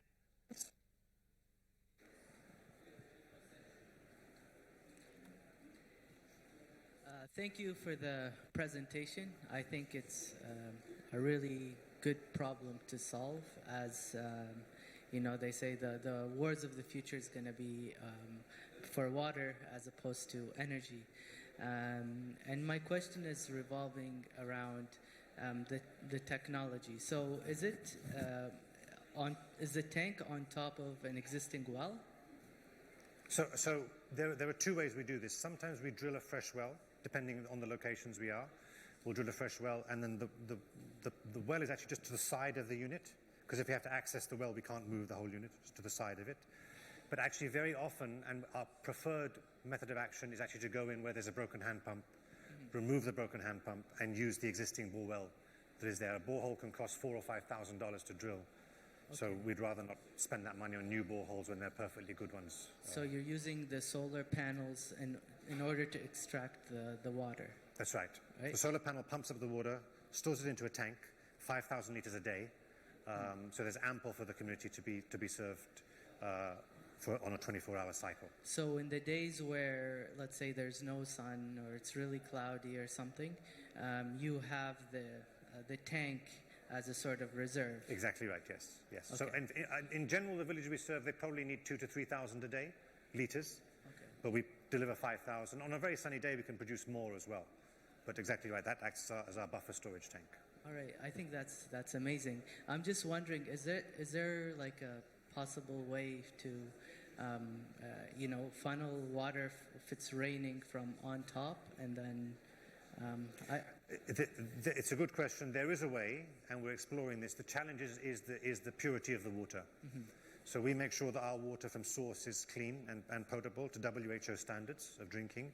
If we capture rainwater and mix it, there's a risk that the water might get polluted. But we're constantly exploring different ways of filtration and managing things like this. That's what my next point. If there's like a layer of filter, maybe that would... So at the moment, we just make sure that our water is pure from source, because adding filtration adds an additional cost and complexity. But we're working on that as the next stage in our project. All right, thank you very much. Thank you. Hi, so again, of course, this is an amazing initiative. It's great to see the change happening to such communities that have such critical issues. My question here is, so the water source that we're relying on in these projects is groundwater, correct? That's right. And then the second question is it sustainable given the recharge rate and the extraction rate? So is this something that they can do for years, or do we need to find other sources in the future? Okay, thank you. Good question. So every community we go into, we do a full hydrogeological survey, and we pump out 1 day of water, and we watch it recharge, and we make sure that the refresh rate is always sufficient. Actually, 5,000 litres a day is not that much. When you consider what's used for irrigation and things like that, it's a huge amount more. So the community, and that's why we're serving small communities as well. We have been to a couple of communities where there are not sustainable or working aquifers, and those are some where, unfortunately, we have to walk away. If we have to say either the water is not pure enough or the aquifer is not sustainable, we can't serve that.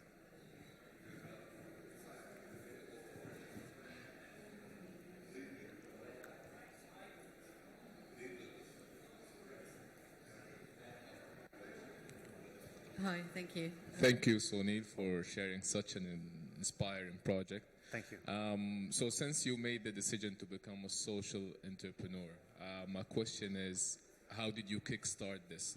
Do you get funding, or is it more of a banking? How do you kickstart a social endeavor or social enterprise? Okay, thank you. Very good question. I was very fortunate that I started this actually as a CSR project within my existing family business.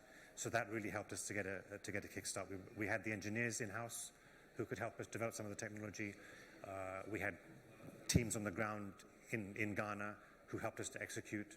And very critically, we were given some, let me call it CSR or grant funding from the family business to start this. Otherwise, beyond that, because we had proof of concept, we were able to talk to other donors and funders and sponsors along the way. But perhaps it's another conversation for another time, because my issue with some impact investors about what they will and won't fund. But it's certainly a challenge, and we were very fortunate that we had a good kickoff. But what we have found, I will say, once we've proven traction, it's been proven. It was very hard in the beginning as you're a startup that people want to get on board with you.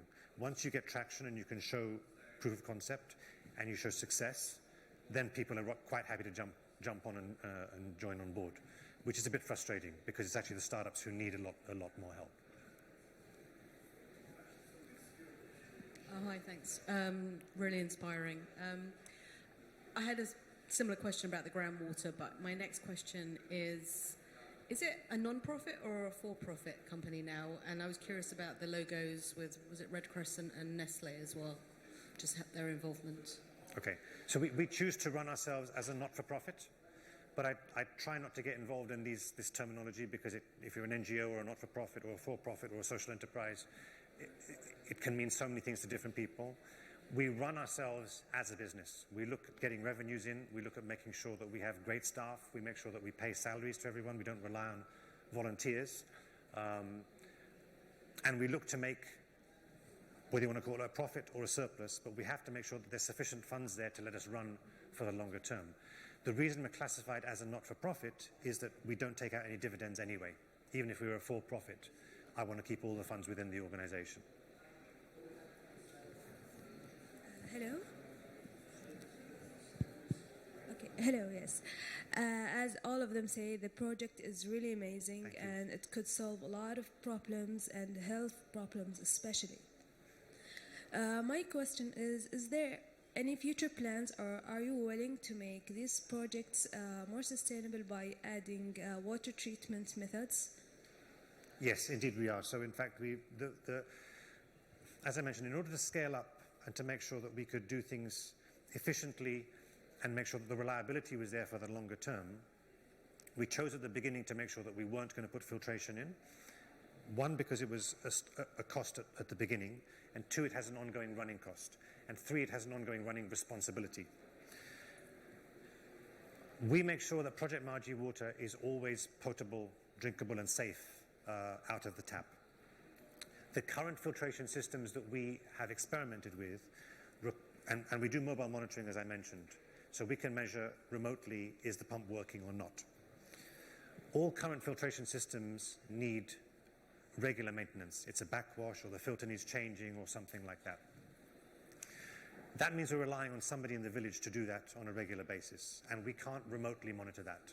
So if somebody doesn't do that, or forgets to do it, or is late in doing it, we end up serving unclean water.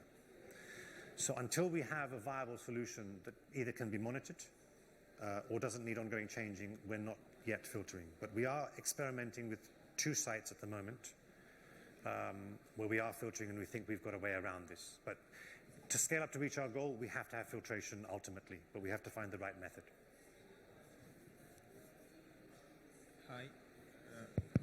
Hi, thank you for the amazing project. I like the idea that you're running it as a business, which makes it sustainable, not as for the donations.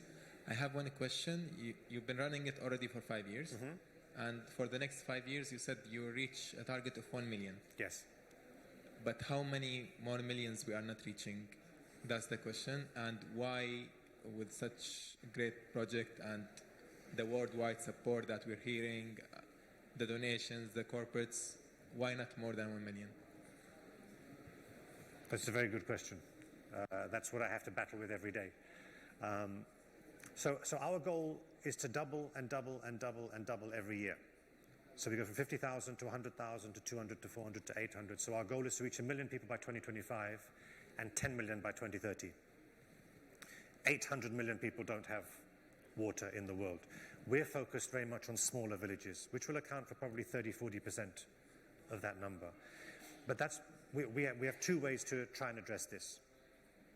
One is we work with, what we're trying to build out now is what we call franchise partners. So we're looking to start in Angola, in Ivory Coast, in Mauritania, with a model which is almost like a franchise partner. We'll go out with them and they can help us to grow. And also with these other safe water enterprises. There are great organizations like ourselves working in India, in Madagascar, in Haiti, all over the world, who have a similar mindset. And together, if we work, and we met in Mumbai 3 weeks ago as a group, about 30 of us, and we shared our best practices, we shared our technologies. In fact, we've been looking to start in India. We were looking to deploy a team on our ground there ourselves, but one of these companies is going to partner with us now, and we'll be able to expand out there. But you're right, the problem is enormous, and it needs a lot of collaboration and support and help.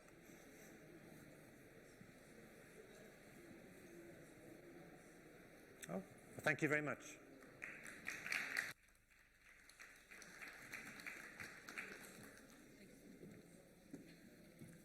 Thank you, Sunil. Now we'll be stopping for a 1 hour break, and then we'll be back to continue our session. So make sure you're here by 2 o'clock.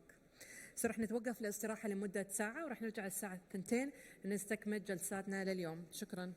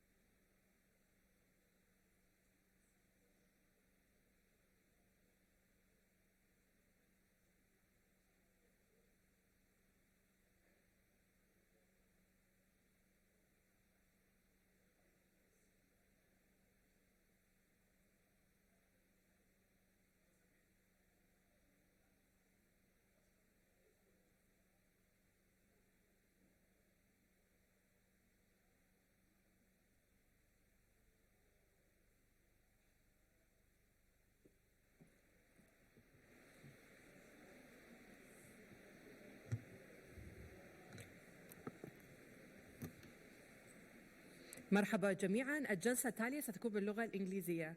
Just to let you know, our next session is going to be in English. كيف نترك على هذا الأرض إرثا جيدا لأجيالنا القادمة؟ How do we leave on this earth a good legacy for our generation? This is the title of the sixth session of the proceedings of this day. Sir Tim Smith, the Executive Vice Chair and co-founder of Eden Project, will address this subject. The floor is yours, sir.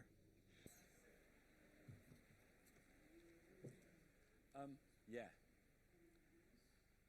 Hello, everybody. Hello. Because it's such a big audience, could you all move to the front? Would you mind? Because it just feels a bit weird.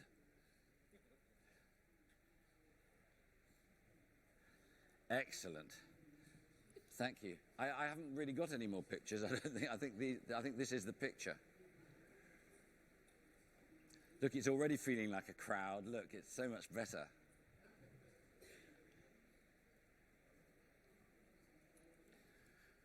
Okay, I don't know whether there are any pictures here.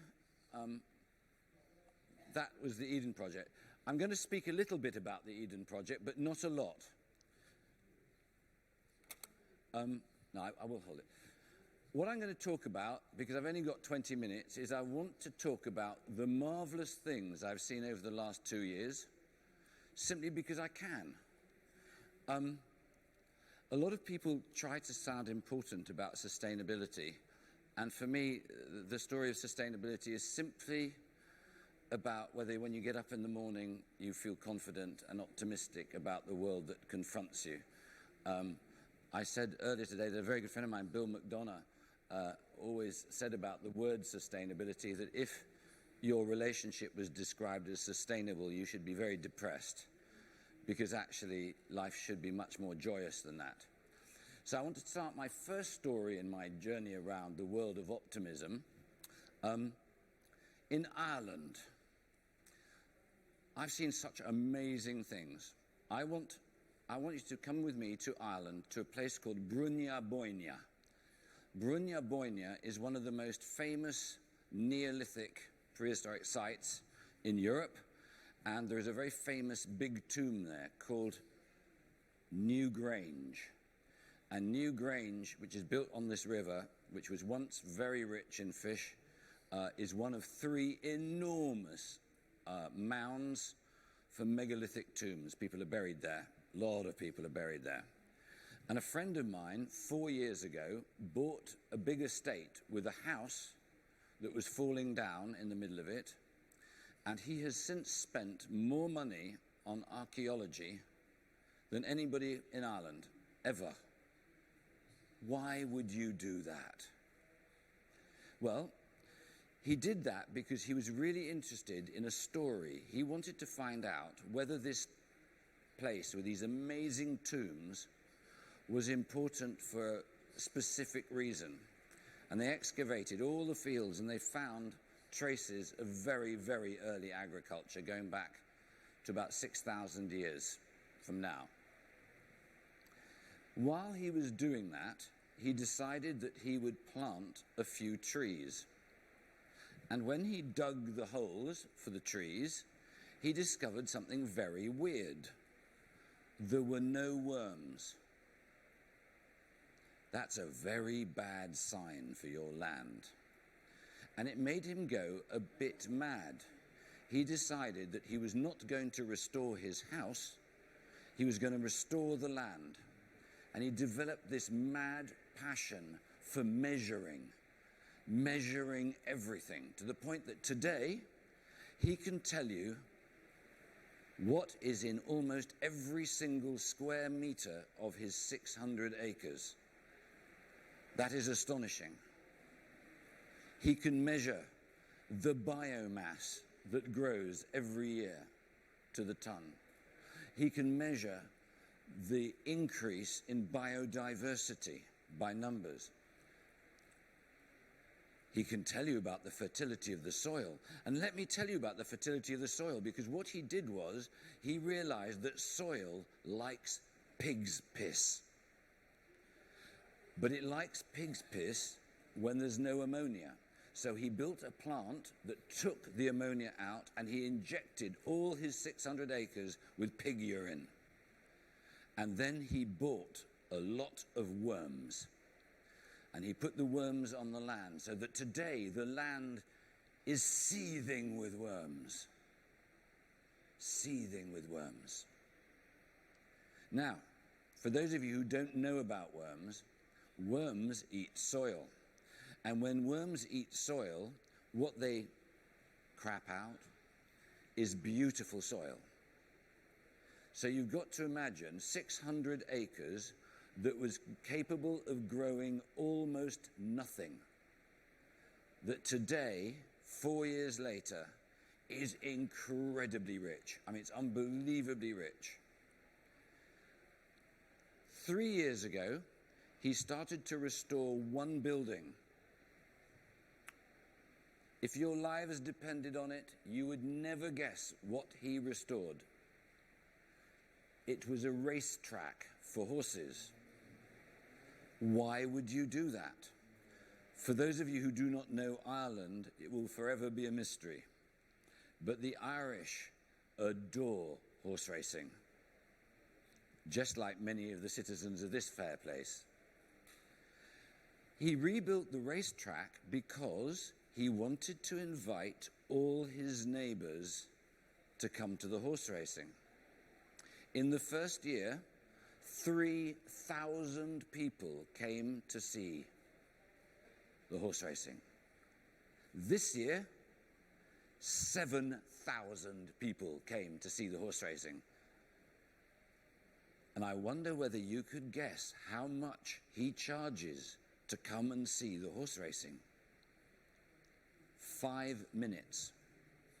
The price of coming to see the horse racing is that you, the guest, must give the host 5 minutes of total silence and attention. So when he gets up on a table and claps his hands, 7,000 people, you can hear a pin drop. It is a magnificent sight. So, what does he say? He gets on the table, he opens the side of the tent in which they're having tea. It's a very large tent.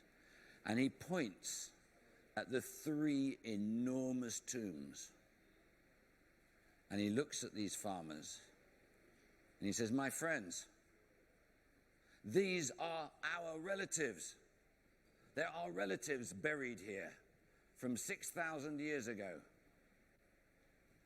They would be so ashamed if they knew that we had so betrayed the land, that we've put so many chemicals on it, that when it rains, the chemicals, the nitrates, the phosphates wash off into a river that was once famous for being the richest of all rivers in Ireland."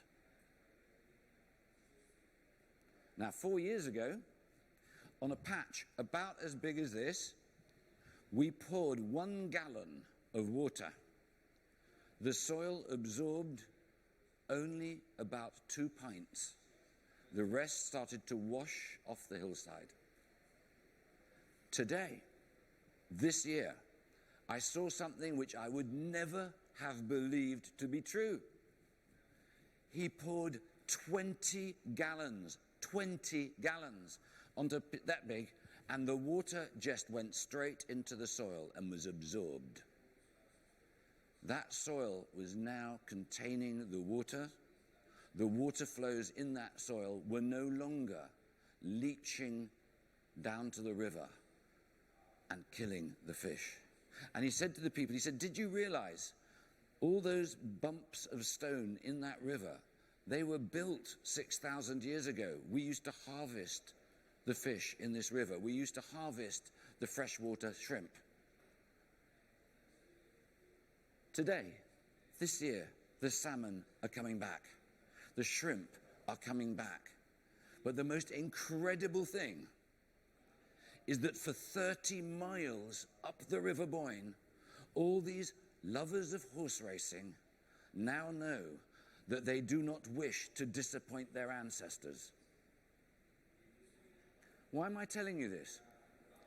I have the misfortune of having to work with lots of scientists who seem to think, I'm joking, of course, most of my best friends are scientists, but they seem to think that you can change the world with a fact.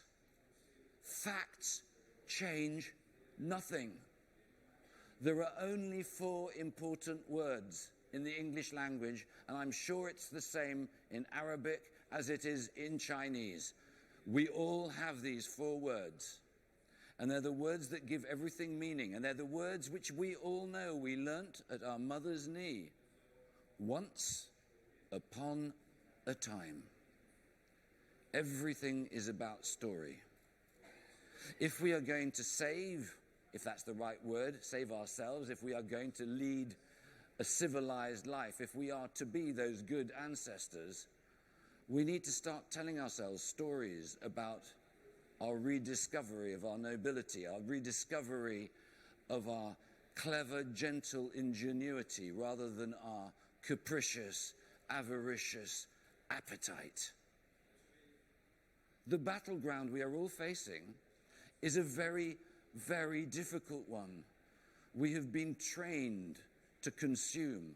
We have been trained to lose a sense of self because most of us, I would include myself, have lost a deep-rooted sense of belonging and compensate for it by consuming, making us ever less happy, ever less fulfilled. And I think the thing that we need to think about a lot, if we're going to talk about good ancestors, is what stories can we tell ourselves which are about the responsibility that we are prepared to take. It's very weird. I do very odd things, I have to tell you. I accept every 3rd invitation I receive. It's not that I don't accept the first, but I always accept the 3rd. Why would I do that? Why would I do that? How stupid is that? It means that I have to go to so many events that are terrible. But I can't say no, I have to go. You know why I go? I go because I know that I'm an intelligent human being, but I'm lazy. Like everybody else in this room, you're lazy. You think you're clever, you think you're thoughtful, you think you're brainy. You've read the best magazines, you've read the best journalists. But actually, the only way you meet, if you want to know what a bore is someone who says you need to go to university to meet the people you need to meet. That is so daddy. Because magic, if you know about history, if you know about magic, it's about meeting the people you didn't know you needed to meet. Because the magic comes when you rub up against people who are doing something that you should have no interest in. But because you're now in this weird place, you've got nothing better to do, you promise you're going to do it, you now start talking to somebody, and then they suddenly start telling you stuff, and you go, my word. Oh my word, I'd never thought those things go together. And it's happened so often in my life. I introduced Nick Grimshaw to the world expert on Alzheimer's because I got drunk in a bar with a man who I'd never met before. And I said to him, do you want to take a gamble and get on a night train to Cornwall and meet lots and lots of people that you would never have met before? He said, sure, I'll come. And I invited him to lunch with Nick Grimshaw. Nick Grimshaw said it was one of the most important days of his entire life. There he is talking to an expert in Alzheimer's who's telling him about the design you need for buildings to make people who get up who are shuffling feel as if they've got up for a reason. You've got to make strong colours, you've got comfortable sofas, fires, candles, so that you get up and of course I got up to go to that fire. I was worried, I didn't know why I was getting up. But the truth is, that's just common humanity made large. My life was transformed by a 3rd meeting. I was invited to go to a talk. I had to give a talk in a small hut 180 miles from where I lived. I had to go. I was told there'd be very few people. There were very few people. But you know what? It was a bit like this. 3 months later, I am in a room like this with politicians. I've asked for money to build the Eden Project, which was eventually going to go from that to that. Yeah? That's rather good, isn't it? Now, I'm in this room, and it's obvious we are not going to get the money. The politics were all wrong.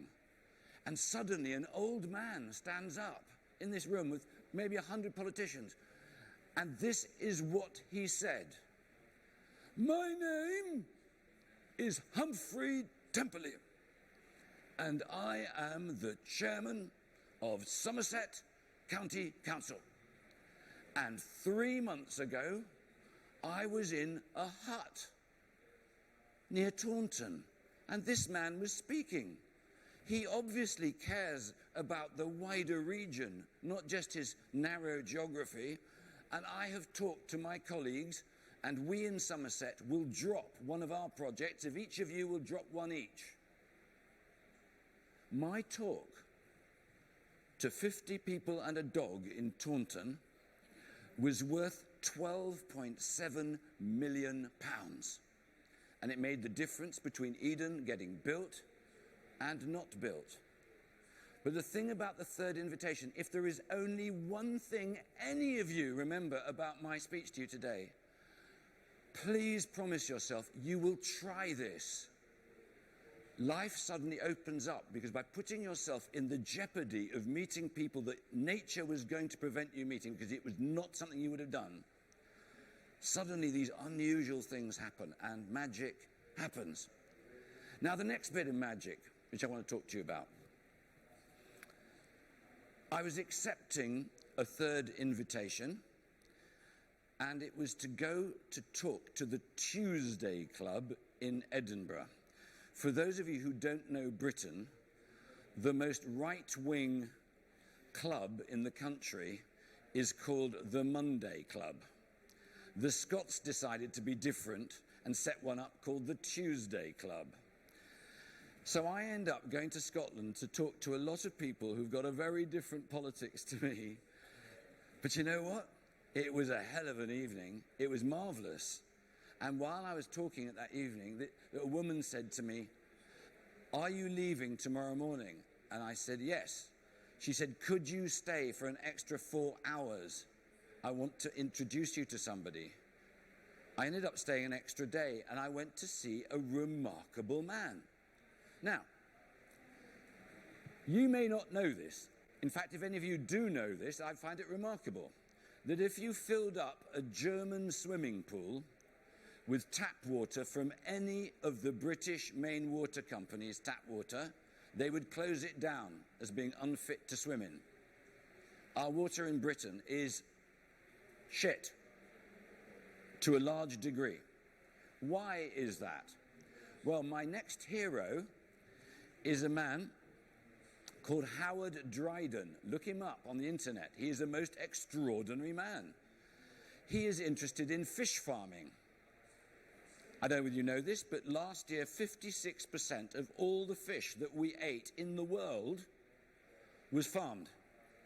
That is extraordinary. How clever are we, us humans? Homo sap sap. Marvellous.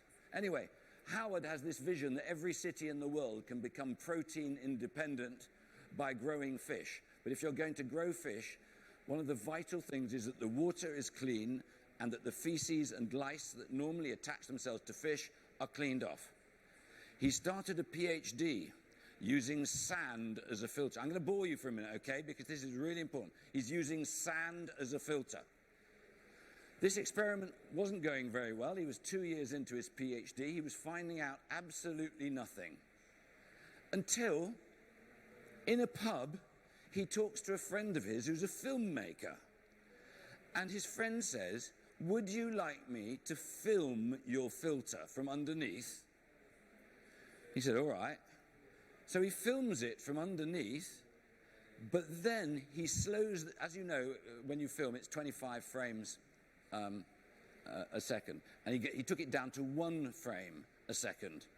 And he saw, to his astonishment, that these filters, which were supposed to be world-class, it was like watching meteorite showers of bacteria going through them. And as scientists, which you all are, you will know that sand is rough and roughly round. And as water goes past it, the water molecule that touches the rough bit of sand slows down, obviously, because of friction. But what's actually happening is the second molecule that isn't touching it speeds up. It's a bit like a you know what I mean? So suddenly, the water molecules are just going through the sand. So Howard, like a maniac, decides to find an alternative to sand. Now, this man, today, and it could be done here in Dubai, this man recycles exactly 37% of all of the glass in Scotland. It's very precise, 37%. And he can't get enough glass, so he's building a factory in Switzerland. He wants to build factories all over the world. He can't get enough of this amazing magic material. If I was to tell you that every single major aquarium in the world, bar none, there are no exceptions, uses his cleaning materials, it's that good. Look him up, Howard Dryden. But that's not why he's my hero. He's my hero because he went to Bangladesh for a sabbatical, and he saw the thousands and thousands of people that were suffering from arsenic poisoning. And he decided he had to create a pump and a filtering system that could save people from arsenic. He spent 17 years and several million pounds of his own money developing the most perfect, most beautifully designed thing I think I've ever seen. It is a filtering pump that can take literally shit and make 2,000 gallons of clean drinking water an hour with no moving parts. And I've seen it work many, many times, and we're going to exhibit it at Eden. When you put this together, a medium that you can breed enough fish to find the food, the protein for all our population, he is in no doubt about that, no doubt. And they've been doing huge experiments using plant waste materials to feed the fish. You don't need to catch fish to mash them up to feed fish.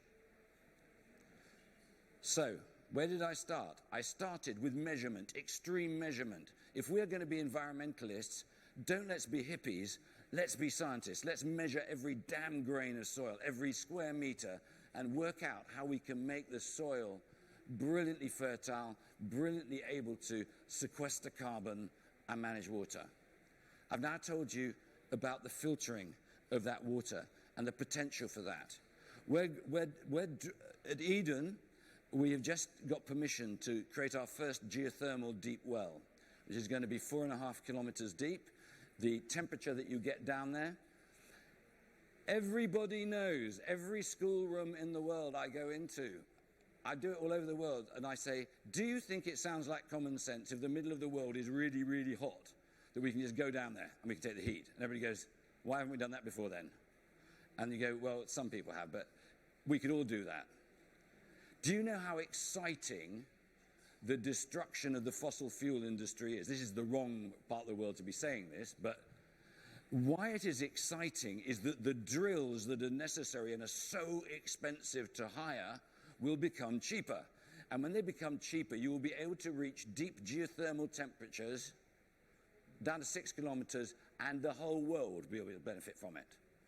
And geothermal, which for those of you who don't know what it is, you dig a hole, well, you drill a hole, you line it, you put water down it, it hits hot rock, gets turned to steam, comes up another pipe, and if it's really hot, it can drive a turbine and give you electricity and as much hot water as you'll ever want. It was the missing link. Those of us who are environmentalists, who are pro-solar, pro-wind, pro-wave, pro-hydro, this has always been the missing link. Baseload, something you can turn on all the time. And we're going to do it at Eden, and I'm going to champion all over the world that everybody else starts doing it. We're living in the most exciting time ever.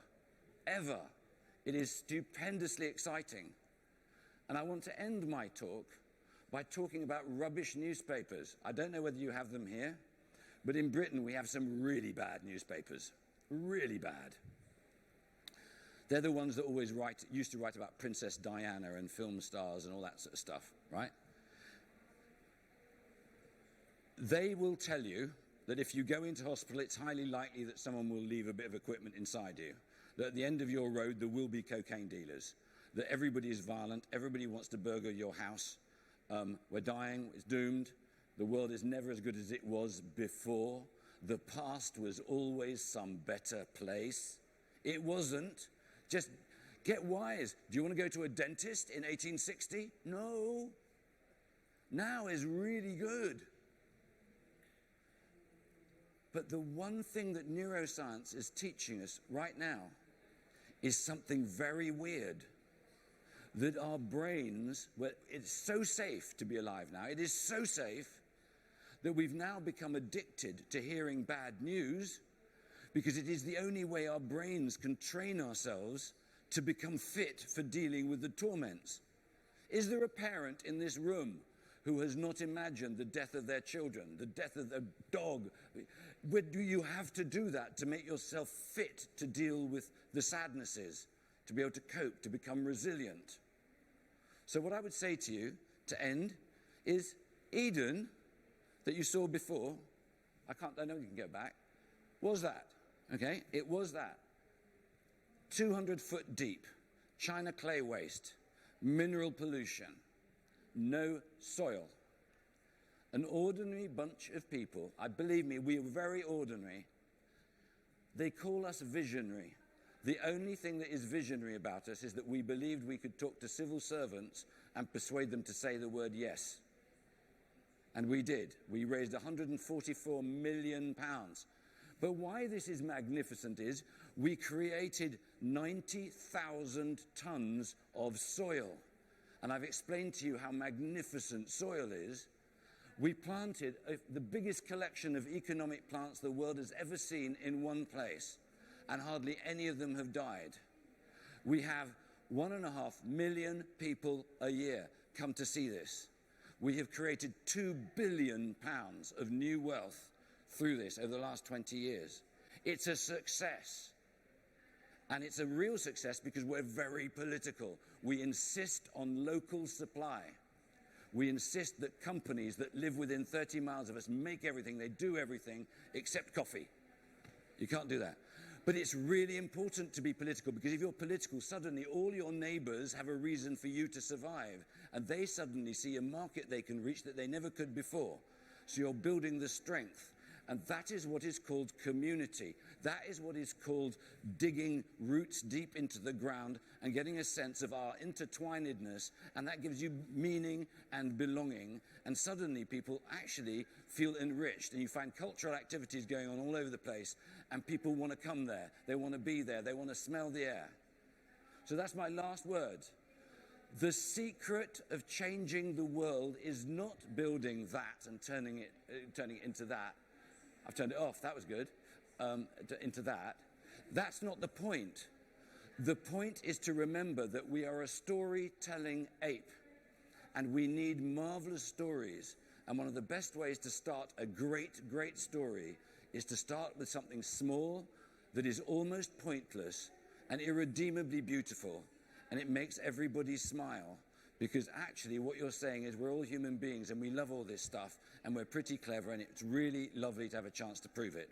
Thank you for listening to me.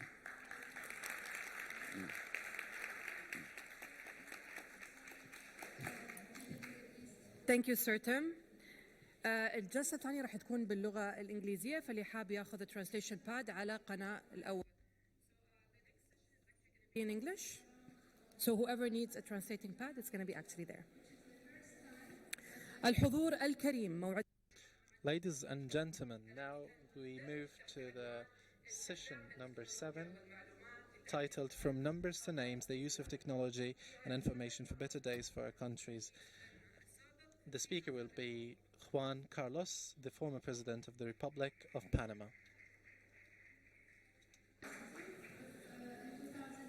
Thank you.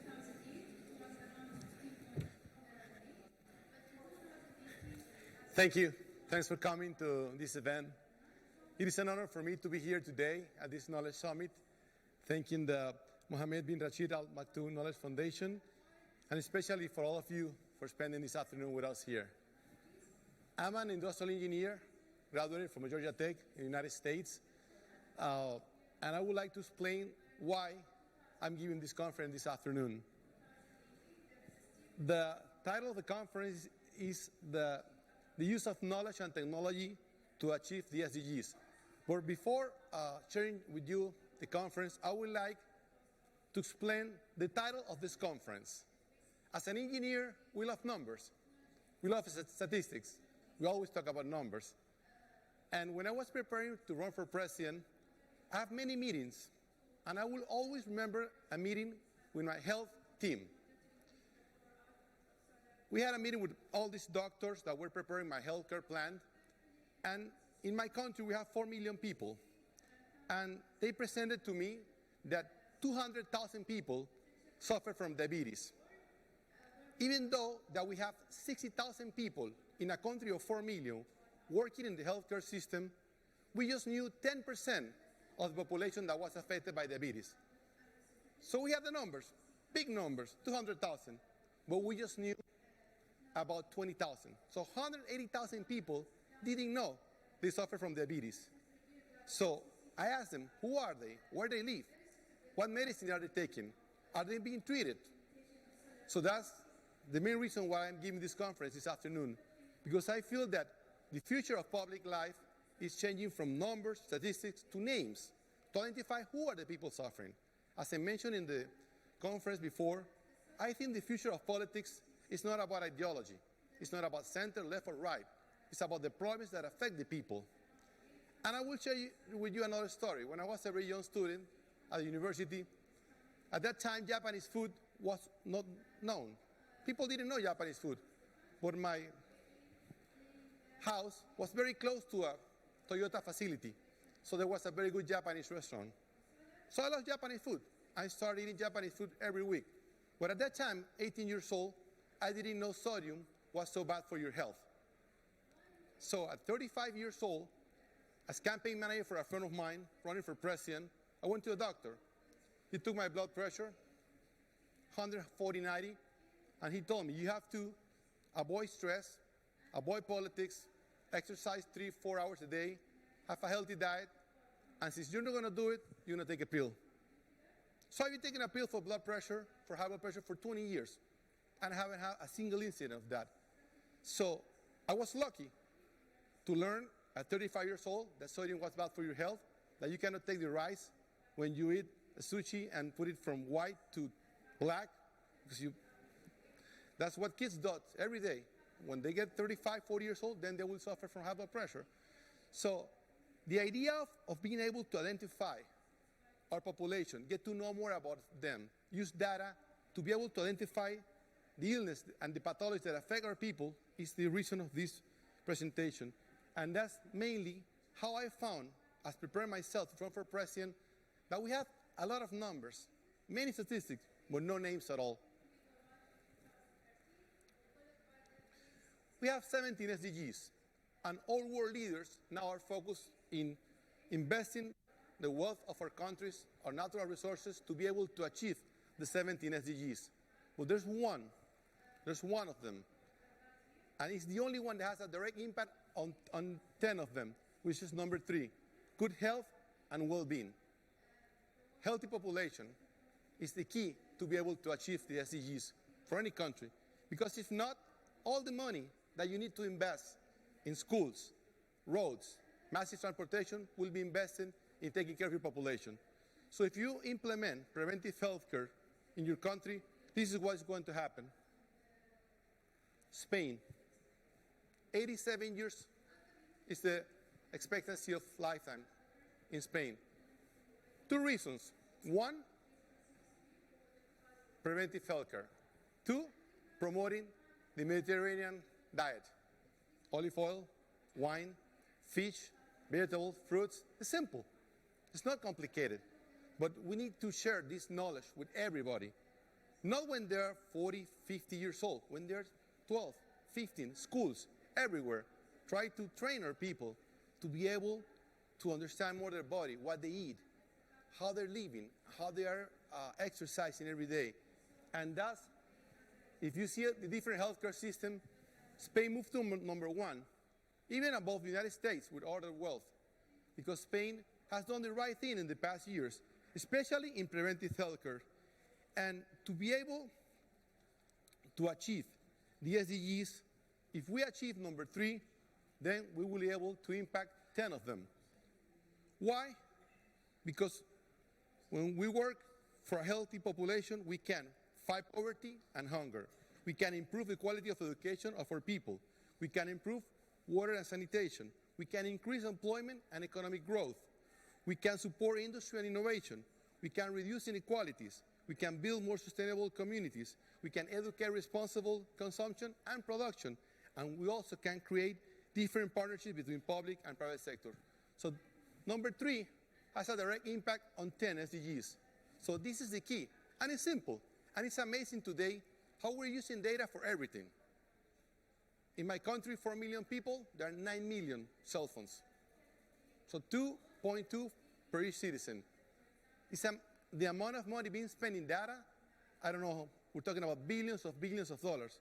But we have to use that data to build healthier communities, healthier people, not to attack each other, to criticize each other, to create unrest, social unrest, but to build better countries. And that's key, because we have the technology, and now we have to use it the right way. And that's what I'm presenting this today.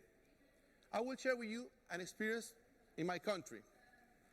When I was seeing all the statistics about 200,000 people suffering from diabetes, 400,000 people high blood pressure, 300,000 people blood disorder, we didn't have any names at all. So we designed what was called the health census, which is mainly what I'm going to present today. What was the idea?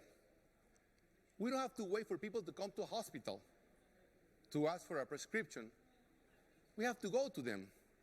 We have the capacities to go to them, to be able to do blood tests, to be able to do blood pressure tests, physical examination. So we decided, instead of waiting for people at the hospitals, let's go out. So we identified that population 40 years old and over, we're close to 1.7 million people. In 5 years in government, we were able to do blood tests and blood pressure tests and physical examination to close to 1.4 million people. So now we have the names. Now we know who they are, where they live. We found people with 400 sugar levels on their blood, and they didn't know that. We found people with 160, 110 blood pressure, and they didn't know they had that. So to put them in treatment, to give them the right medicine, that was the main objective of the health census. And we did it in 5 years. And all this data now is on the hands of the government. And it's a lot easier to implement preventive healthcare when you have the names of the people that are suffering from these different pathologies. What we found after we did this, 3 main pathologies that affect 70% of our population. High blood pressure, arterial hypertension. 38% of the population suffer from high blood pressure. Sodium, no exercise, not the right lifestyle. 17% diabetes. 17%, that's 200,000 people in my country. And if we don't take care of that soon, then that will really cost a lot of money to the states. And 41% high levels of cholesterol, high level of blood disorder, dyslipidemia. So it really, now we found that close to 800,000 to 900,000 people suffer from these 3 main pathologies. Well, how you treat this? It's very easy. There's one medicine, I will give you the names, but there's many pharmaceutical companies. There's just one medicine for each treatment. I take one. Mine is right here for blood pressure. I take one every day for 20 years. Haven't had a single incident in the past 20 years. But if you don't know that you suffer from that, then heart attack, different problems, and that's really what we did in our country. Totally different. Very people in the rural areas, for the first time they saw a doctor going to their town. It was to see their faces, really something that in public life is not easy. Public life, you get a lot of attack from many people, from media, from opposition leaders, from people that are competing with you.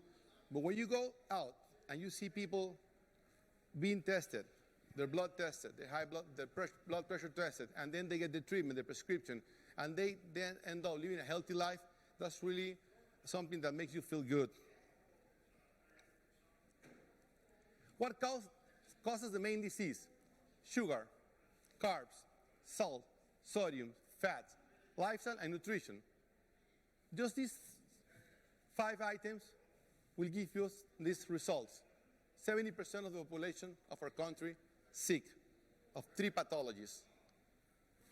And the treatment is very easy. The main treatment for the 3 pathologies, somebody say it from the, is exercise. The treatment for the 3 pathologies that we found that our people suffer from is just walking, exercise, 2-3 hours a day, good diet, and medicine when it's just too late, like in my case. So this is the key, that we should use information, knowledge, and technology to be able to know more about our people, but not about numbers, statistics, but about who they are, where they live. Today, it's so easy to do it. And you can see an app. So now, many countries are developing specific apps that people on their cell phone, they know what they're doing, how many steps they walk, how the time, what they eat, and how their health is doing. This is the key, using technology information to get to know our people, to get to know how they're doing. Are they being treated? Are they taking the medicine? Are they improving? Are they getting better? Or they're not getting better?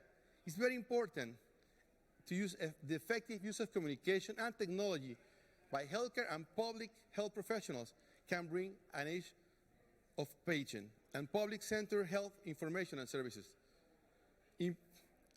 Improve healthcare quality and safety. Increase efficiency of healthcare and public health service delivery. Improve the public health information infrastructure. Support care in the community and at home. And facilitate clinical and consumer decision-making. And build health skills and knowledge. The use of data will play a key role. The 3 pathologies are treated with district medicine.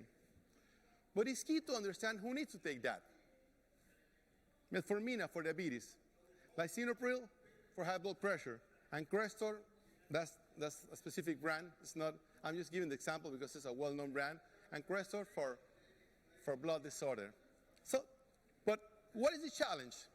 To be able to identify who needs to take this. Who has the pathology, who is suffering from that, who needs to take that. It's so easy. It's not complicated. Just going out to the population, identifying who they are, what they suffer from, and making sure that they're taking the medicine. Our healthcare system, 60,000, 70,000 employees. Big question about it. Who can do this in a better way? The government or companies? Look at all these big companies. Amazon, Alibaba, Apple, Huawei, all these big companies. I was working with AstraZeneca in a pilot program for Panama, for one province. I told the AstraZeneca company, I will give you the names of the patients, of my citizens that suffer from these 3 pathologies, and you take care of them. How much that cost me? For sure, it will cost me less than 20% than what it costs us today. Because it's very easy. It's just going out there, identifying who are the patients suffering from that, and delivering the medicine using these big logistic companies, these big logistic platform companies, and making sure that they deliver the medicine to each house and follow each patient that they take it. By doing that, and a healthy way of living, believe me, we will improve the quality of life of our people. And that's using data, knowledge, technology to improve health in our population. And that really will move and help us and support us to achieve the SDGs by 2030.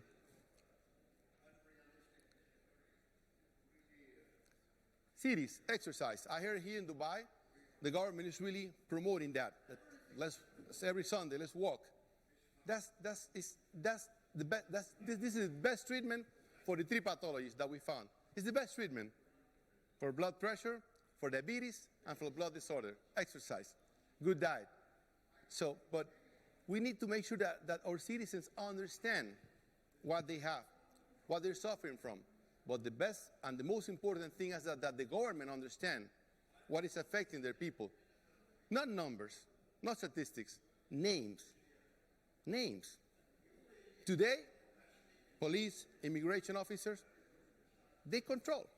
They have all the information about 4 or 5 million immigrants, people working in different countries. They know your working permits, when they are valid, when they're not, when they expire, when you have to leave, enter the country. If we have all that information for security, why can't I use that information for healthcare? To take care of our people. We cannot be talking about 10% of the population has diabetes. We don't know who they are. We have to know who they are, because now we have the technology and the data to be able to get to know who they are and to make sure that they are taking their medicine and to follow that they receive. In my country, they have to go to the hospital, ask for an appointment, wake up at 4 o'clock in the morning, ask for an appointment to be able to go to the doctor so the doctor can give him another prescription every month. I've been taking this for 20 years. Since I can't pay for it, I don't have to go to a doctor. I just go to the pharmacy and buy it. But people that need to get this medicine from Social Security system, they have to go to a doctor every 6 months. Wait online. Wake up very early in the morning to receive a prescription. That's not fair. That's why I say that the future is not about ideology. It's about solving the problems that affect the people. No matter what political system your country have, monarchy, democracy, at the end, there's unrest everywhere. Why? Because people with social media are informed, and they're asking for results. And this is a very specific plan that we are presenting here today, that we did it in our country, because when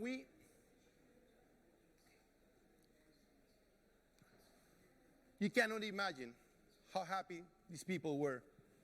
They didn't know what they have. They didn't know what they were suffering. They were not taking any medicine. Probably they will end in the hospital when they have very high blood pressure, heart attack, or some other disease. But after this health census, results will be there. And for sure, I'm very sure of that. Because governments must focus on the people. Names, not numbers. And we have to see our planet, 6 billion people. There's no way, nobody will be able to stop people from going to one country to another country to support their family. In my country, Panama, people from Nepal, Bangladesh, India, Africa, they travel from different continents trying to make themselves to the United States. And nobody's going to be able to stop that. No matter how many walls you like to build, people are looking for better life for the family, for themselves. People are working. They go to another country and they work hard just to send money back to their family members. So nobody's going to be able to stop that. We are 193 countries, different governments. We're one planet, 6 billion people. And we have to start thinking like that. We think that, it's not going to affect us. In my continent, just one situation in Venezuela, one crisis in Venezuela, 4 million people left Venezuela, more than Syria, where there's a civil war. 4 million people, and there's expected 1 million people to leave every year if the government don't solve the problem. In Latin America today, a center leftist government just collapsed, Bolivia, and the president went to Mexico. And a right government, Chile, some difficult problems. It's not about ideology. It's about education, water, health. It's about a better future for the people. That will be the debate. That will be the debate. And specifically in healthcare, there's nothing like prevention. There's nothing like really studying more what people want, what they need, what they suffer from, to learn more about them, and to use the technology to be able to supply medicine and whatever is needed by the population. You see this company, big fight, Huawei fighting with Apple, Alibaba, Amazon, Uber, Didi. It's amazing how today, the new generation, they're using all these big companies for everything. But they're not using the companies for healthcare today. And that's the challenge. And that's my presentation. Uber Eats, you order whatever you want to eat, and they will deliver home. You can order an Uber everywhere you go. You can order Amazon and get whatever you need from Amazon. You can use Alibaba. Now Didi is doing a great job in China, competing with Uber. So these platforms, these big logistic companies, must be used by governments to take care of the people. Imagine if I go to Amazon and give them the list, these are the 200,000 Panamanians that suffer from diabetes. This is the medicine, metformina. Just make sure that you deliver that and that they take it. Problem solved. Problem solved. Using data, using information, using technology to take care of our people, to implement a very aggressive and strong preventive healthcare system. And that's the future. We shouldn't allow this. Tim was talking about consumption. You know, some people get Amazon and buy things that they don't need. No, they get in the computer and start buying things the whole day. But we should use this technology to improve the quality of life of our people. And that's a big challenge for the governments, to be able to use all these. And these companies, you know, they're becoming billionaires, the owners, because they're changing everything. But now we have to use them, include them in the solutions to the problems that affect our people. And that's the main message that I have today, that we have to use technology, data, information, knowledge. We have to know more about our citizens to be able to take care of them. Because no matter how strong is the dictator, how good is the democratic system, how loved was the king, loved by all the people, if we don't take care of our people, there will be a lot of challenge to any political system anywhere. Because now with social media, people are not waiting. They just want results. They want governments to take care of their problems. They want social peace, and the only way to achieve it is to take care of them. And to conclude, we need to learn more. We need to study more. We need to understand. When I was a kid, 19 years old, I didn't know sodium was bad. I saw a woman asking a question at the conference this morning about the level of sodium in water. It was a good question. It was a great question, the level of sodium in water, because sodium is not good. And I didn't know when I was young that sodium was bad for my health. And that's why I ended up taking medicine for blood pressure for 20 years. Because I enjoy eating Japanese food, using soy sauce, and I didn't know I was poisoning myself. Same with sugar, same with other habits of consumption. So I will conclude with this two-time Nobel Prize winner. Nearly all disease can be traced to a nutritional deficiency. How identify that? By knowledge, by knowing more of population, why they're eating, and by guiding them to a healthy life. Thank you.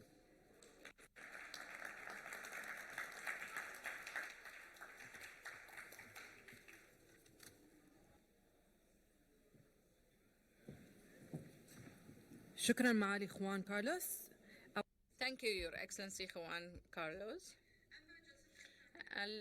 Next session will be in English, and it will be under the knowledge of knowledge navigation, position, direction, and speed. Professor Rian, who is the founder of Resting, which is actually an advising company, Advise from the Future. My privilege to be able to address you this afternoon. And we will speak on the theme, as said here, knowledge navigation. We will speak about knowledge, we'll speak about navigation, we will speak about leadership, because this is important to connect. So, having said that, I probably need the clicker, maybe, no, here it is, clicker, great. So, I would like to start up with the navigation issues. I think I've been working on navigation of knowledge the last 30 years. The last 5 years in Resting, Advice from the Future. But before that, as a global leader in PwC of government and global organizations. On that time, I worked a lot with World Economic Forum, the future of urbanization and future of governance. So it's about navigation. So let me say that when we navigate, it's about three things: position, direction, and speed. And it's, of course, important to get the dimensions of business intelligence. Very often, it's business ignorance. We need to come to intelligence. And it's also about to get the right speed of the renewal on a company, personal level, corporate level, whatever it is. Having said that, it's about going out from this position, trying to see that there is a vision. Without vision, people will perish, as we know, includes companies and cities and nations. And this is the kind of direction. Okay, we find a direction. Now the question is, how do we navigate to come to this place? And how do we know that we have arrived into this place? So you can go this direction, or this kind of journey, which is like a sailboat, taking out the big turns, and you're not coming into the real, I would say, unity. You go on the wrong direction, and then you go wrong again and again and again. It's a long, long journey. I would suggest that this is the way to navigate, to understand, to make a shorter distance, because you have business intelligence, you interpret weak signals in the market, in society, values, technology, whatever it is, you try to combine it. You try to do something as your own knowledge. It's an asset connected to your values and your own visions to understand. So what is then you have to look about? What are you looking for? And I would say you are always looking for the future of something. Future of what? Future of technology. Okay, is it AI? Well, it's one thing. It's about values, individualization, what does it lead to? A link to family issues, etc., etc. Skills, trade and commerce, logistics, the new value chain. Maybe we don't have a value chain anymore. It's gone. We have a value star. We have a value loop. We have a value web. It's different. It's very different. But people count us to have a value chain. Yes, in a sense we have, but it's a global value chain.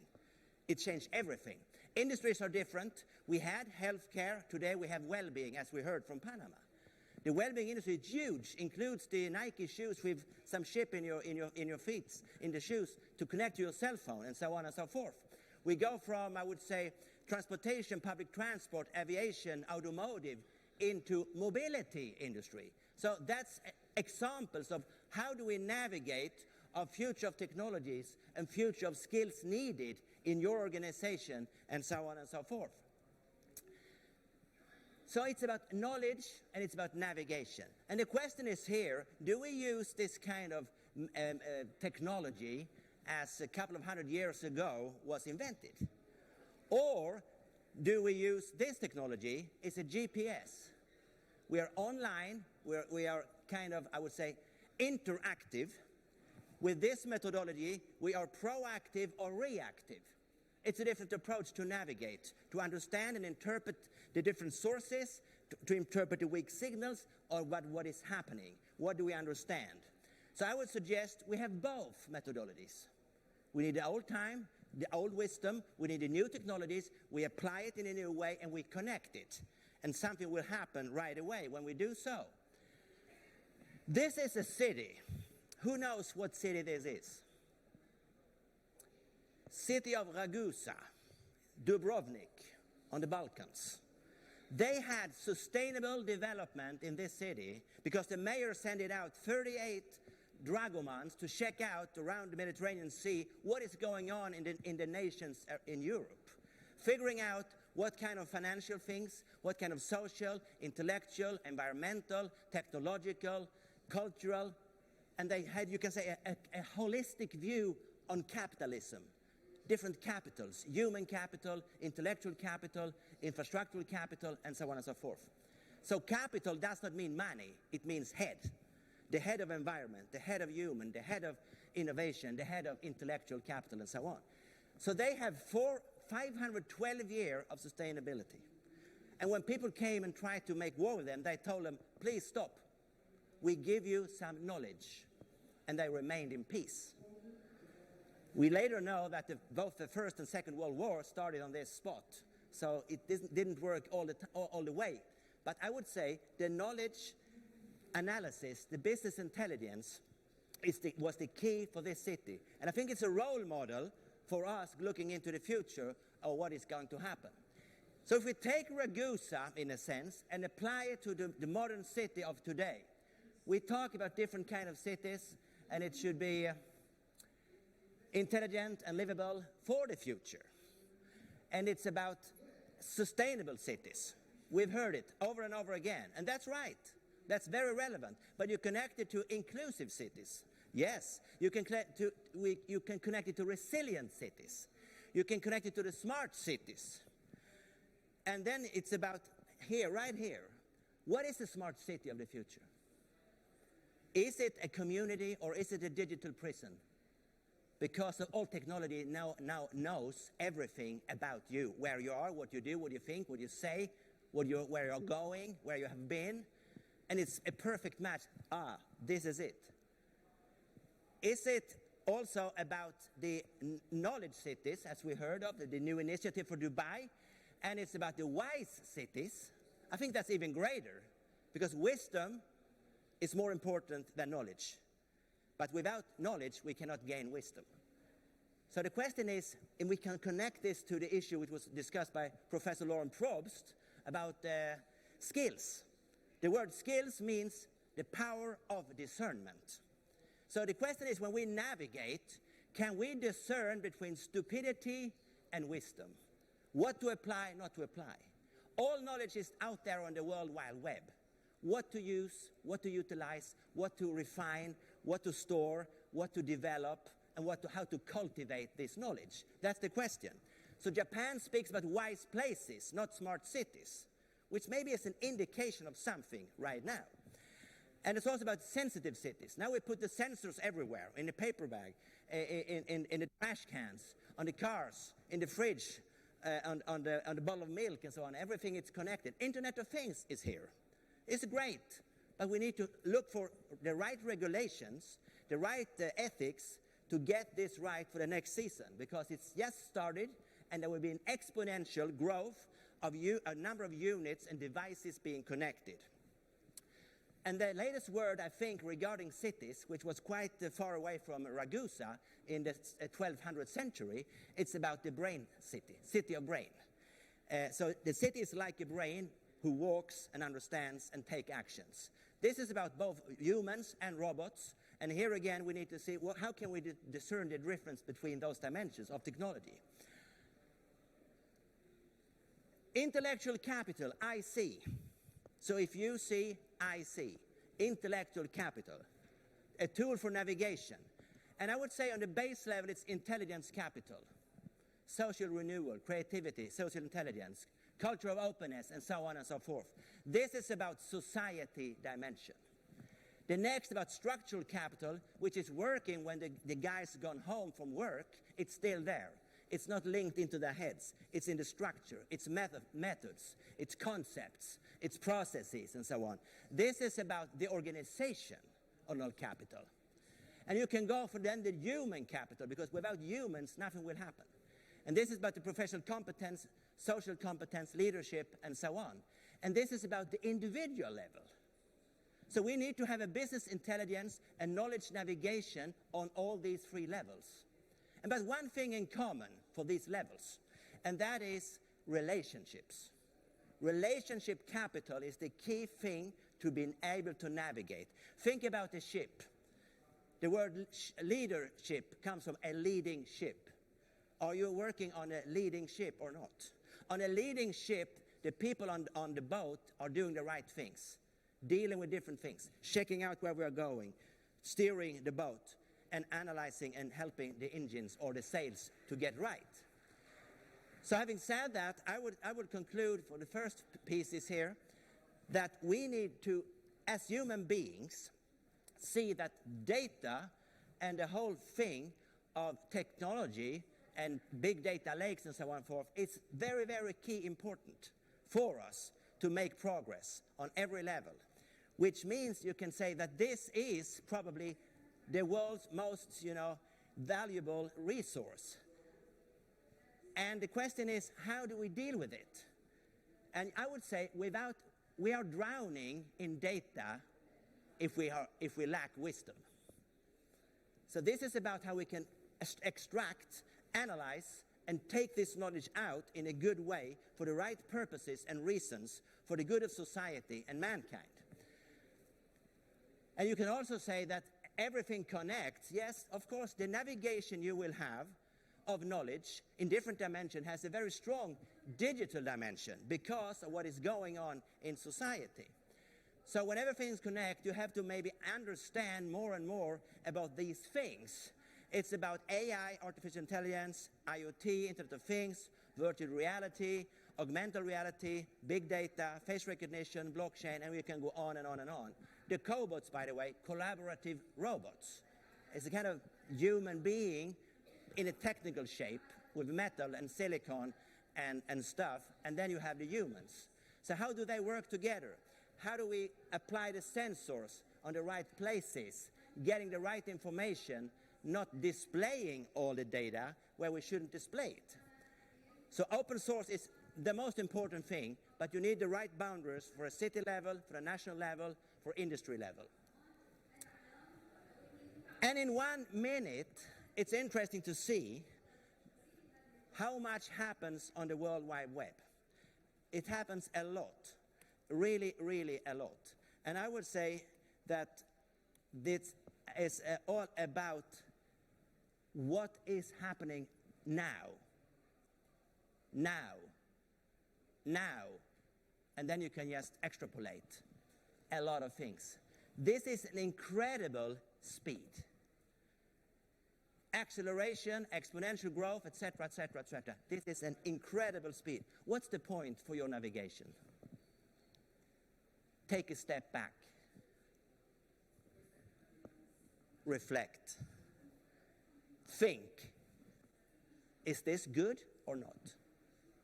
How do I use it for good? How do I develop it? How do we take a deep breath and debrief and share and collaborate and think? What do we see? What does it mean? What do I want? What do I do? And so on and so forth. There's a tendency today, when we think about knowledge, that it's about knowledge management. I think, in my navigation, it's about knowledge leadership. I've concluded very often people are over-managed but under-led. That's why we sometimes are confused. We're stressful, we have lack of vision, and lack of passion, and lack of mission, and lack of those things which we need to have to be able to rest while working quite hard. So take a step back, and then we have to define maybe the next piece, which is knowledge. Knowledge is something in between truth and beliefs, Plato said many years ago. So I would say we start with information and facts, we go to knowledge in a context, we understand, we apply the knowledge, and we get skills, experience, and we get wisdom because we get skills based upon our experience, what we do, and we can create welfare and good societal growth. We can jump from here to skills and say there is a new focus on future skills and values and technology. How do we create this society in a great way? At the same time, I would like to say there are a lot of shifts taking place from to. So if you double click on this little box here, we can see the following. We see from planning and mapping to navigation. We see from intelligence, from ignorance to intelligence. We see from tangible to intangibles.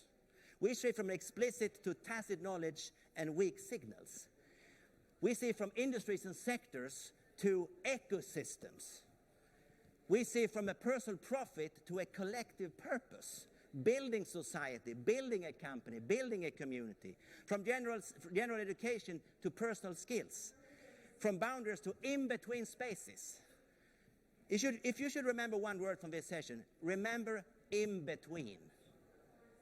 Growth and development and knowledge are always created in-between. In between people, in between sectors, in between industries, in between nations, in between generations, 3G, 4G, 5G, 6G, yeah, in between. It's the knowledge created.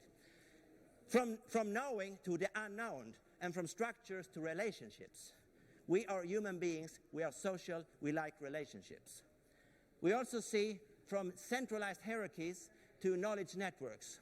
We see from compliance to value creation, from financial capital to all the capitals I described regarding Ragusa. We see from full scale which confuses people, to rapid prototyping, to test bedding. We see from knowledge cities to wise places to city brains. But also we see from planning, make a plan, to experimenting, to make an experiment, to do orchestration and make improvisation. We try to play a jazz tune in a new way. We'll see. We figure out what's the tune, and here we go. And right at the sudden, we have created a new song, like The Night in Tunisia. And then everybody plays it. So improvisation for knowledge navigation and leadership is a key thing to apply on the daily work. From technology focus to include ethics and values, best practice to best option. Best practice gives us mediocrity. The real bad gets worse, the real bad gets better, the real good gets very often a little worse. So how do we come to, I would say, from best practice to best option? The question is here, best option for Dubai, that's the key. And people learn, we learn, from knowledge to wisdom and from answers to questions. So what's the question? Well, I would say the question is, do we create or consume a legacy? We can go home now because that's the question. That's literally your question in life. Do you lead in the in-between spaces or do you just follow? Do you upload or download? My wife told me this morning that for the first time in history, the IQ of people in Sweden are starting to go down because people are downloading probably too much of the digital stuff instead of thinking on their own. Draw conclusions, to think, to reflect. And do we focus on research, which is evidence-based, and that's fantastic, but we need to focus on foresearch. It's not evidence-based. We have to try, we have to give it a try, we have to figure out what could be possible to do in this. And do you look and search, what are you looking for and searching for in your business intelligence? Something has happened with the slide. So let us go to the next. And that's to end with, the leadership. I said the leading ship, leadership. It's connected also to fellowship, a bunch of fellows in a ship. So leadership is about if someone goes ahead of the others, the question is, are the others following? If no one is following, no one is leading. If no one is leading, no one can follow. That's an in-between space again. How is the relationship between those who lead and those being led? And I would say the authentic servant leadership approach, I would recommend to be able to have a great navigation, to have a journey together in fellowship, in a community, in a company, in a network, in a think tank, or in a do tank, or what kind of tank you like to have. It's about take decisions from the top, because you have responsibility. Legally, you have to decide. But it's also about serving from underneath, to help the organization to thrive. If you're successful, it's the staffs who should have all the grants and all the honor. If you're failing, it's your mistake. That's the attitude, I think. We are not steering from the top, pointing down. We are serving from underneath. At the same time, we have to put some limitations and boundaries around issues sometimes. No, stop, full time. We cannot move. Or we have to start to run with the flag, energize the people to come into the next dimension of strategic advantages, competitive edge, and innovation and disruption. So that's, to me, a holistic approach, integrated and situation-based. What is happening? Where are we? What do we understand in our navigation right now? And let me then take this and finalize my speech and say that the definition of a servant leader is to show the way, being ahead. And the question we have already asked. Take responsibility, even if you don't have the formal power. Yes, we have to solve it. We cannot allow this to happen to this person. We need to take responsibility. And I risk myself. I put myself at risk, but we have to fix it. This is not right. Create opportunities for others. Lifting and serving from underneath, creating certainty, not uncertainty. Bad leaders create uncertainty because lack of relationship, lack of decisions, and so on. And you know what? If you take a decision fast and it's wrong, you can easily change it to the right thing. Having said that, this means authentic, transparent, and honest. It means not prestigious. We can change, as I said. We know where we have to go from inside. We know really what drives us. We are mature and we are reflecting persons. We create multifold, not standardization and single-fold. We are clear, brave, and humble persons. And we create trust. Trust is the most and biggest and best element to change people's behavior and to get on the right journey. And to be able to charge. The leader has to charge the organization intellectually, by knowledge, socially, emotionally, and you can go on and on. It's a charging station to be energized and to create, finally, meaning. To create meaning on that journey.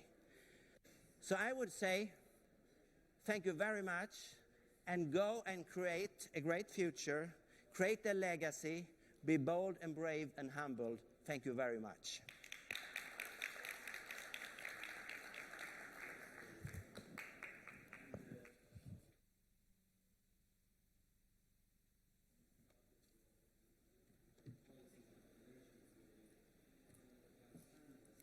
Thank you, Professor Yan. Our next session is going to be in English. جلستنا الثانية راح تكون باللغة الإنجليزية. الجلسة التاسعة من اليوم بعنوان التعلم. Session 9, titled Learners for Life, How the Youth Can Lead Sustainability. To shed light, one of the very important aspects of continuous learning about using new solutions for sustainability. Our speaker for that session, Gebo Burt, the founder of the Slingshot Framework Corporate. Floor is yours. Good afternoon.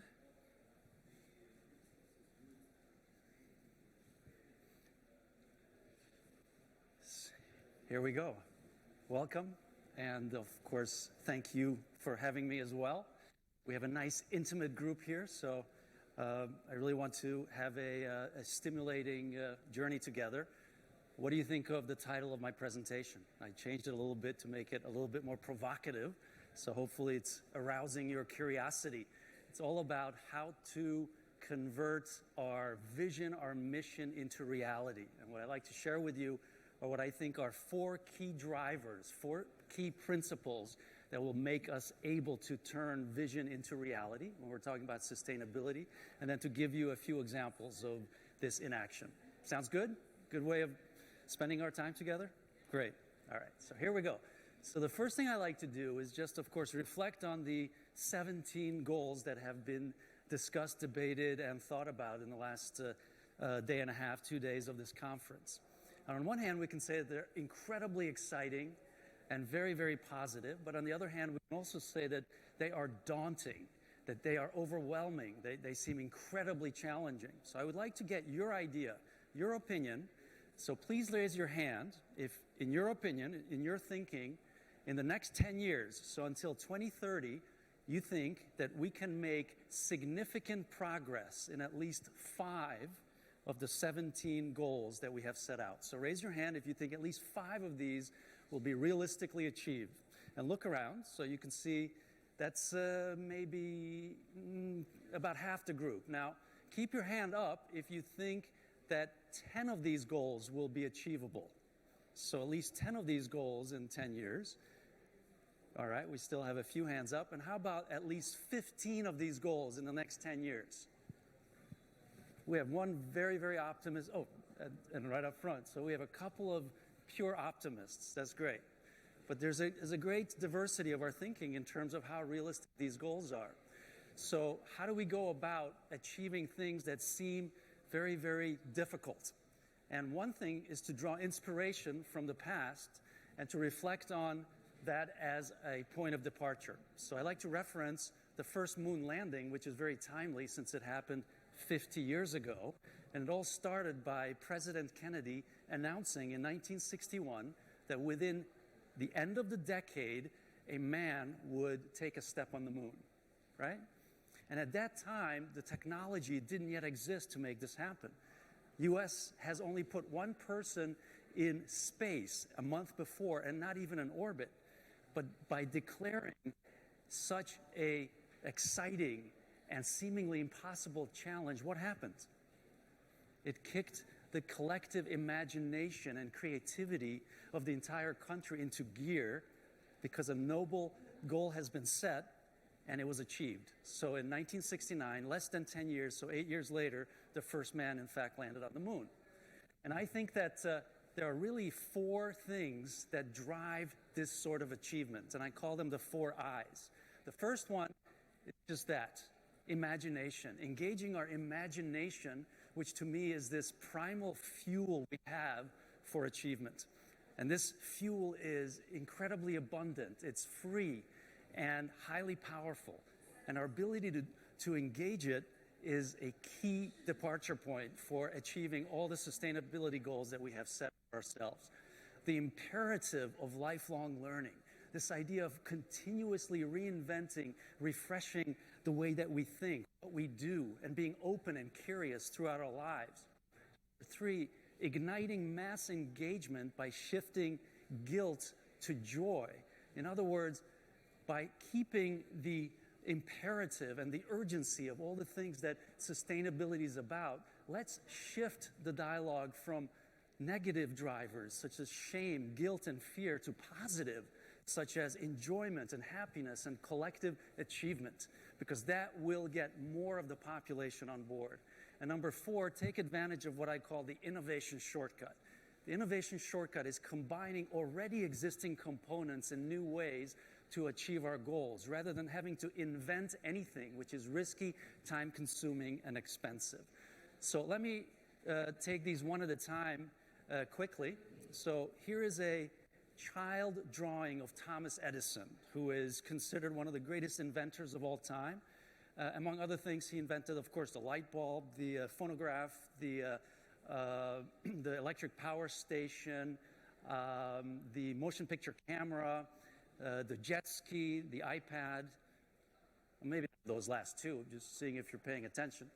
But he probably could have. So Thomas Edison was once asked by a reporter, Mr. Edison, you being the greatest inventor of all time, what do you think is the world's greatest invention? And what do you think his response was? Immediately. He didn't have to think about it, said it right away. A child's imagination. Okay, that was his response. How interesting, right? And why would he say that? Because really, that's where it all starts. And it's the same thing that Peter Merholz is saying, who is a customer experience expert. Everything that we need to know about innovation, about new things, about driving the future, we learned in kindergarten. All those pieces, all those elements of our sense of creativity, adventure, and curiosity were right there. And this is echoed by Sir Richard Branson, one of our iconic entrepreneurs and social entrepreneurs of our time, who says also that imagination is one of our greatest qualities. Without it, our world wouldn't be what it is today. And this is a resource, this is a tool, an ability that's open and available to all of us. Now, once we harness creativity, and this is why there's such transformation in education, so that children who have naturally gifted creativity and imagination, that they can retain their individuality, their sense of creativity, rather than be trained and educated out of it, is how do we retain and continuously reinvent ourselves? So even Confucius, the Chinese philosopher 2,500 years ago, had this great insight about the importance of always learning, always renewing ourselves, because that allows us to be the movers and shakers. And that's what we're talking about, being the change agents. And Santosh Joshi, the famous Indian life coach, echoes the same sentiment. To change the world around us, we need to change ourselves first. In other words, we have to be open to new ways of thinking, to new ideas, to new approaches to what we want to solve. And if you look at this quote by Muhammad Yunus, the Nobel Prize winner, originator of micro-lending, and showing that you can lend to the poorest of the poor, and most of whom were women, a very profitable and sustainable way. Look at what he's saying also, that his greatest obstacle is the mindset of people that were not willing to change and see things in new ways. So this all has to do with this notion of continuously reinventing ourselves and being open to new ideas and new pursuits, which I believe is the natural way that our mind thinks. What is this fly doing here? How did I get into my presentation? No, actually, this is a quick personal anecdote on this. So my parents told me that I was very young, not even 2 years old. I was once playing with a matchbox on a small table, so a little toy car, pushing it back and forth. And out of the corner of my eye, I saw a fly that landed on the table. And perhaps for the first time, I really focused in on this thing. And I found it interesting, so I reached out to touch the fly, and the fly disappeared. And my natural reaction was to look under the table to see where it has fallen, right? And I didn't know where it was. Went back to playing. The fly came back a few more times. My reaction was the same, just to look under the table. But the fourth time the fly came and went away, I looked up and looked around, and on the wall I saw it, right? It's such a simple illustration that happens to all of us as children, or your children if you're watching and observing. But think about the profundity of that mindset shift, right? That I had a way of understanding the world, that if something disappears, it falls, so it must be somewhere below, that was challenged by a whole new paradigm. And as children, we're receptive, we're open to this new way of thinking, which is what makes us so powerful. And if we can hang on to this throughout our lives, then we have the ability to continuously explore new frontiers. And this has to do with this notion of reimagining boundaries. So our ability, our receptiveness to reimagine boundaries.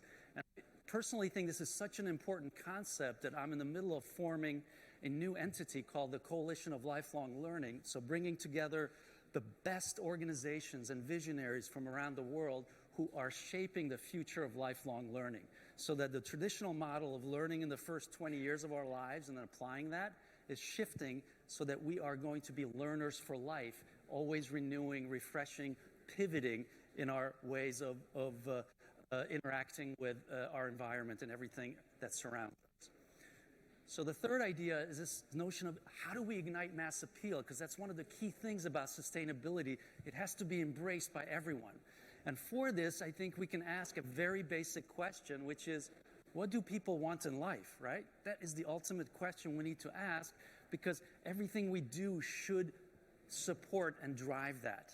And I love this quote by an army psychologist who said the following: the human equation is to multiply joy and to divide pain. Pain shared is pain multiplied. Joy shared is joy divided. Beautiful quote, right? So the goal of sustainability and the way that we want to package it is this. We want to make sure that sustainable practices turn pain points into points of delight and joy. That's the ultimate goal. We want to make people have happy, content lives. And in the process of how we achieve sustainability should also tap into this psychology. And that's why instead of trying to ignite fear and shame and guilt, we should ignite joy and camaraderie and happiness in the way that we bring together people to help us in achieving sustainability. And lastly, the innovation shortcut. Let me give you a simple illustration with the story of the square watermelon, right? It seems like an absurd concept.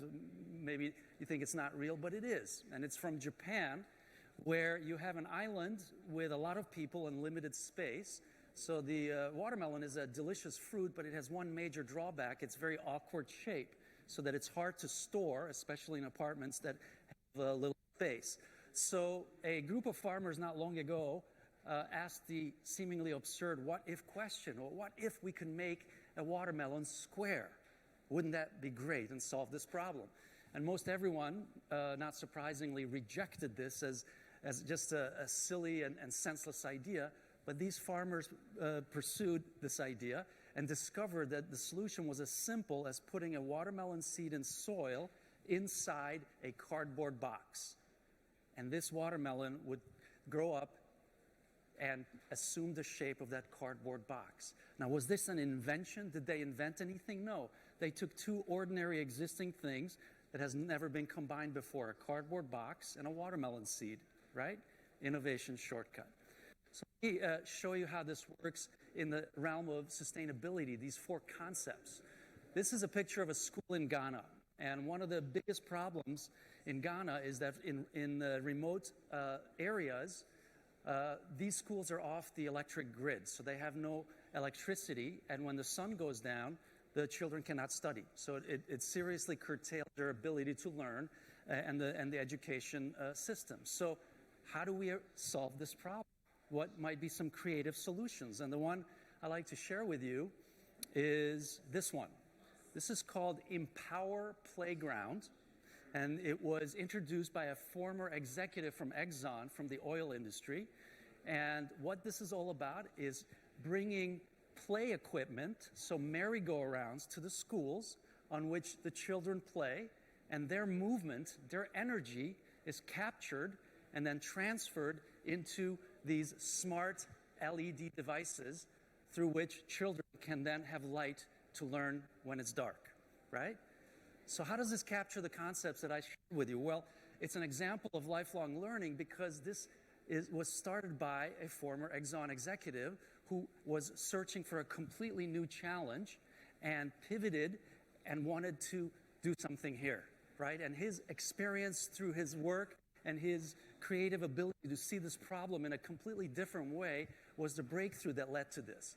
Is this transforming pain into joy? Of course, at least on two levels, because it's providing a way for children to play beside giving them access to electricity.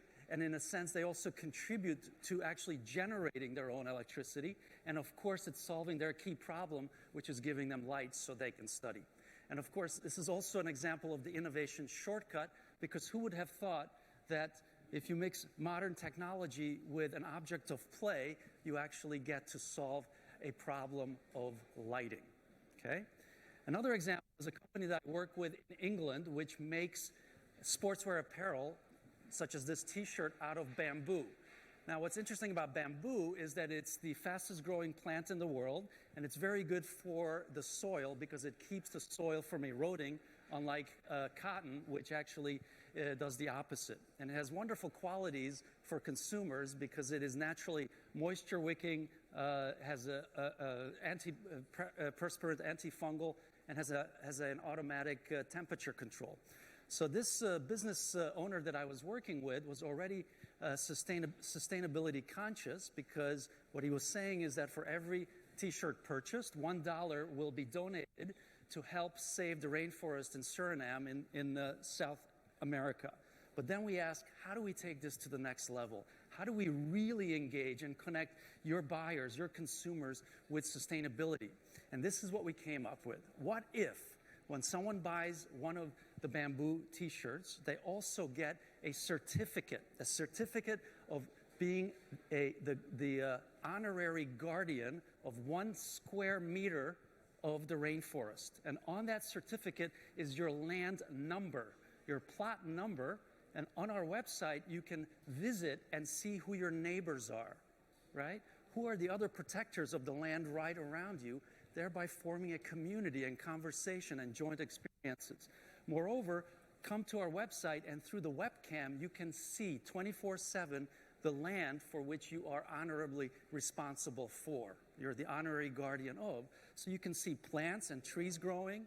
You can see animals moving through that. You could be personally and viscerally connected to the rainforest, right? You see the elevation of what we're doing and the positive association that we're building based on these principles. And last,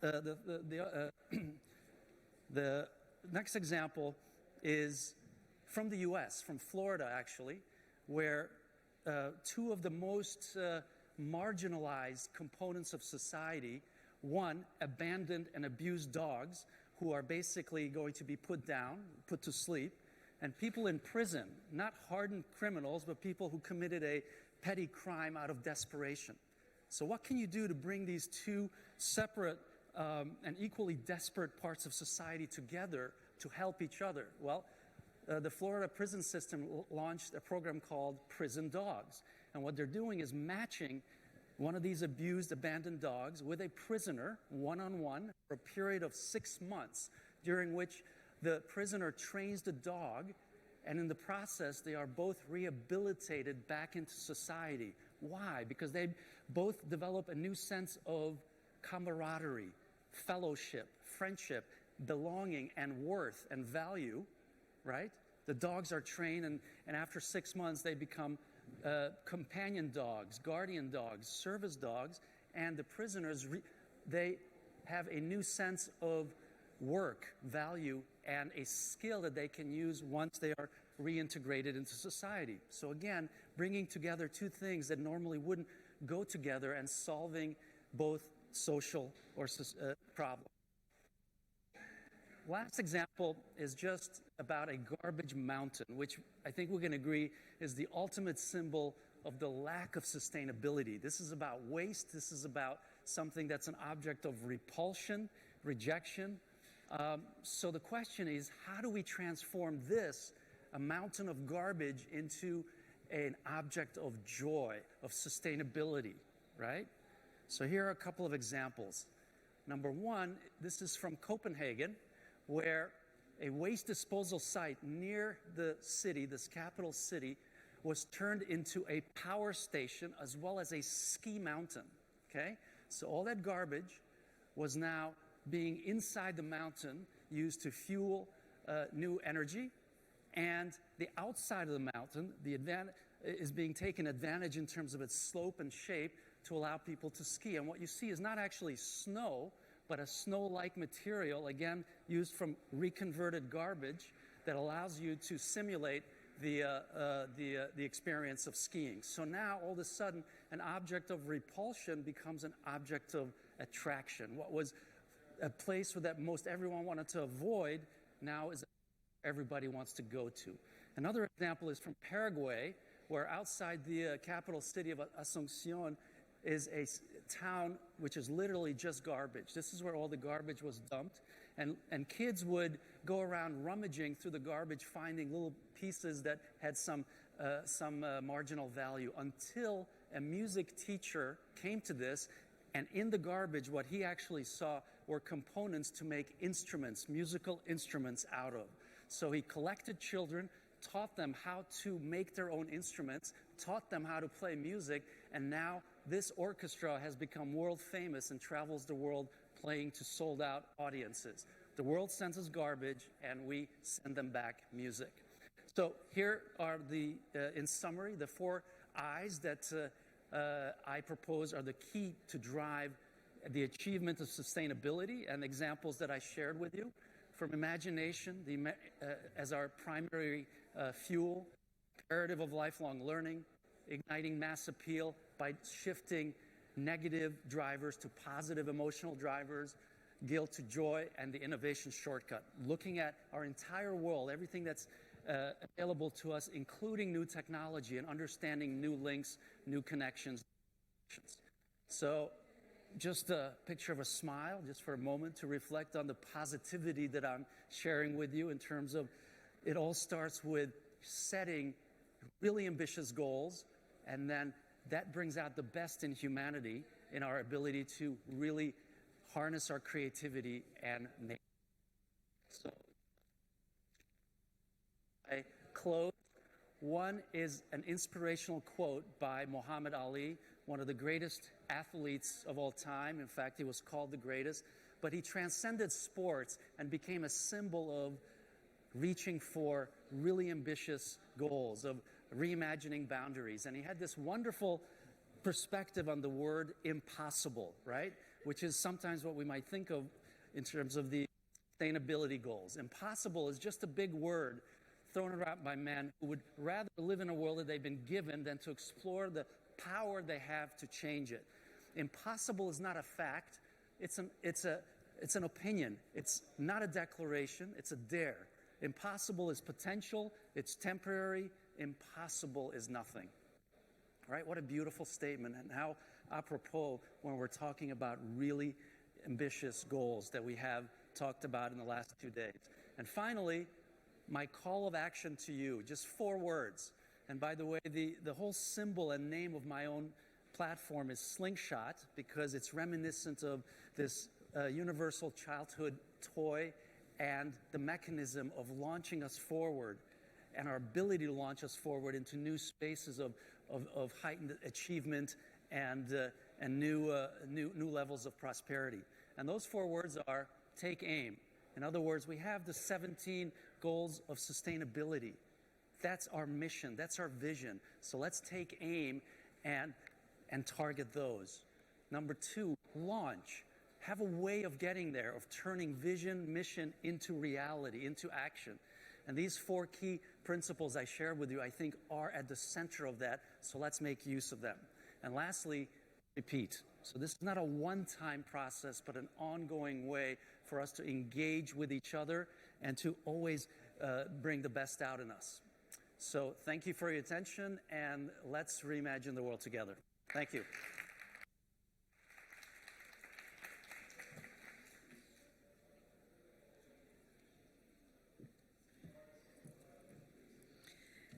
ونختم هذا اليوم بجلستنا العاشرة والأخيرة والتي تحمل عنوان We summarize today with the session number 10 with the title of The Role of Tech in Empowering Women Worldwide by Ingrid van der Veld, who is the founder and chairman of EB Empowering Women 2020. And the session is about using technology and providing access and integrated access to women around the world. Okay, they said my hair might get in the way of the mic here, so let me pull it back. How's everybody doing? Good. Okay, let me find my person. Okay, thank you. I'll watch you for 15 minutes. So it's great to be here with all of you today. Thank you so much for having me come and spend this time here at the Knowledge Summit. It's been absolutely incredible. And I love that I'm following Gabor and that he ended his presentation with anything is possible, essentially. Because in this presentation, I want to do a shout out to the men, first of all, for all being here as well. Because we often say that for women to elevate to our fullest potential, we're only going to do it in collaboration with the guys. So thank you very, very much for being here. And I hope that while this presentation will talk about the role of technology to empower women worldwide, that you will find things in this presentation that I hope inspire you to believe that anything is possible. And so with that, I'm going to kick off with this first slide. And this is really interesting because people say, oh, this is such a fuzzy picture, right? And I say, yeah, but this picture has so much meaning to it. And so to kick us off here, I just want to tell you a little story, again, that I hope will inspire you around the idea that anything is possible. So I am a technology and finance entrepreneur and a former business television host with CNBC in the United States, if you know CNBC. And prior to running Empowering a Billion Women by 2020, I was also the first entrepreneur in residence for Dell Technologies, overseeing entrepreneurial initiatives globally for the business. And when this picture was taken, I had started my first $100 million fund. I believe I was on to my second $250 million fund.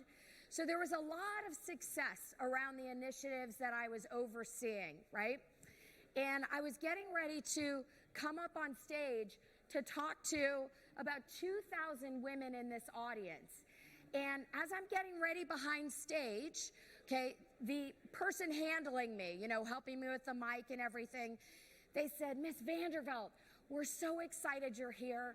Thank you for coming. And I'm just wondering, you know, do you possibly have a story you might be able to share with the audience? Because there are some women in this room. These were all entrepreneurs and business owners in this room. There are some women in the room who are single mothers. They're just trying to figure out how they're going to pay their light bills. They're figuring out how they're going to feed their children. And I'm just wondering if you might have a story that might help them relate to you a little bit better. And when she said this to me, I literally stopped in my tracks. And again, I was at Dell at the time, so everything I did in my world, I had security teams with me all the time. My schedule was managed down to 15-minute segments. My whole world was, I was like a babysat asset. And am I talking too fast? Is this okay? Okay. So everything was controlled. And I had a speech I was about to give. And I stopped in my tracks and I said, thank you for sharing that. I said, yes, I do. And I threw away my nicely prepared speech, threw it to the side, and I walked up on stage. This was the moment that I arrived on stage. And I said, I have something that I'm going to admit to you for the first time. I've never told anybody this. And I said, part of it is when you're a successful entrepreneur, you want people to know you for your success, right? We don't want to admit the failures. And then on top of that, especially as a woman, and especially depending on where you are in the world, when you have things that fail or don't work, oftentimes you're given a black mark, right? Like, oh, you failed this, you know, I don't know that she can. So we hide our failures. So I came up on stage and I said, what I need you to know is, yes, I'm running, again, $250 million fund. I've had many successful companies. And I said, but the story you haven't heard is that on my first venture, my first company, I was told I will never raise investor money because I don't look like, act like, sound like, or talk like any of the entrepreneurs that the investors are funding. So I'll never get funded. That's another story for another day. We did get it done. Okay. Then I went on to build a second company. I sold that second company, put that money into my third company. And in my third company, I was running the company forward. I was trying to raise investment capital. These were all technology companies, and I couldn't get it done. And literally overnight, I lost everything I had earned, all my money, all my house. I literally was broke and homeless, living out of my car. I didn't tell anybody. And again, as successful entrepreneurs, we don't admit this stuff, especially as women. But there was a secret in all of this happening. First of all, I have to say, I grew up in a great family. I could have gone home to my parents, but as a proud woman entrepreneur, I was so embarrassed and humiliated that I had failed so badly. I didn't want anybody to know I was broke and homeless living in my car, okay? But something magical happened because I want to say oftentimes, regardless of the venture, but especially in technology, if you're building a technology-related company, people in tech, they don't care if you're woman, man, green, red, white, brown, you've got the hijab on. They don't care. What they care about is the quality of the idea you're bringing to the market, okay? So with that in mind, and a very good friend, why gatherings like these are so important, because when you're building your company, it's so important to have that success, network of supporters, like-minded thinkers that are going to believe in you and encourage you when the rest of the world says it can't be done. And it was a friend of mine named Alexis Ferguson who said, Ingrid, I know what you can do. I've seen you build successfully. You come live in my house and you can rebuild from her. And so I went and lived in her house. Nobody knew. And I did what we say in the United States, fake it until you make it. I put on my makeup, I did my hair, I went back out the door again with my friend saying, you can do this. And I felt totally horrible, but I was like, okay, I'm either gonna die or I'm gonna rebuild. And so we kept pushing and kept pushing, and it was my girlfriend saying, you got this, you got this, you got this. And eventually, I went from the girl who was broke and homeless to building multi-billion-dollar ventures. And that is what is possible with technology. So if I can do this, anyone can do this. So we're going to cover 4 quick key areas today. We're going to talk about how technology has leveled the playing field across the globe. The exponential value of tapping into women entrepreneurs. This is something, women, you're going to love this. Guys, you're going to love hearing it too. The business value of collaborating with the women, where the world is headed, and how to apply your ideas into your own business. Thank you, by the way. I have a little bit of a hoarse voice. This is not how I normally sound, but I'm glad I have a voice. So why do I care so much about this topic of empowering women, of women in technology? What it really all boils down to, first of all, is I always say building a company is hard for anyone, whether you're a man or a woman, but for women it's especially hard because just the facts are, historically, it's been all you guys building the businesses. You have a like-minded group of people who can show you the way. Women are building for the first time. And so if I can make that journey a little bit easier for even one woman, then I'm doing my job. But the second reason this really inspires me is that women, compared to the guys, and again, God bless you guys, that said, women, when we're making money, whether you're trying to figure out how am I going to feed my kids, keep my light bills on, or you're making lots of money, we reinvest 90% of what we earn back into our families, our communities, and ultimately the world. So when we're here at this summit, we're talking about how do we create a sustainable world? How do we create the global sustainable future that we want to see for ourselves and for our children and our families and communities? It's happening through a new set of eyes, and that is the eyes of women. So if you want to build a sustainable future, team up with a woman and help her succeed in business. And I promise you, you will see immediate social and economic results in your community. So I shared the story of being broke and homeless. That all went on to build a number of ventures. And back in 2011, I grew up thinking I'd be a missionary. I think it's important to say that. It kind of explains some of the work that I do. But I enjoy being a capitalist. I enjoy making money so that I can turn around and invest in all of you with your great ideas. I love it. So in 2011, on a dirt road in Dallas, Texas, I was praying, what am I supposed to do now? I had just sold the 2 green energy companies that I was an executive of, one CEO of another. And I heard this call to empower 1 billion women by 2020. That vision started as simple as, let's get a cell phone into the hand of every woman around the world, get her onto a platform to provide her access to the mentorship, education, tools, tech, and resources to succeed as leaders and entrepreneurs.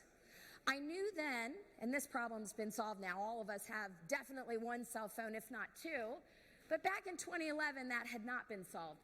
But I knew I needed a global technology partner to have the chance of building a vision that would potentially reach 1 billion women. That led to a conversation and a partnership with Dell Technologies, and this is Michael Dell, okay?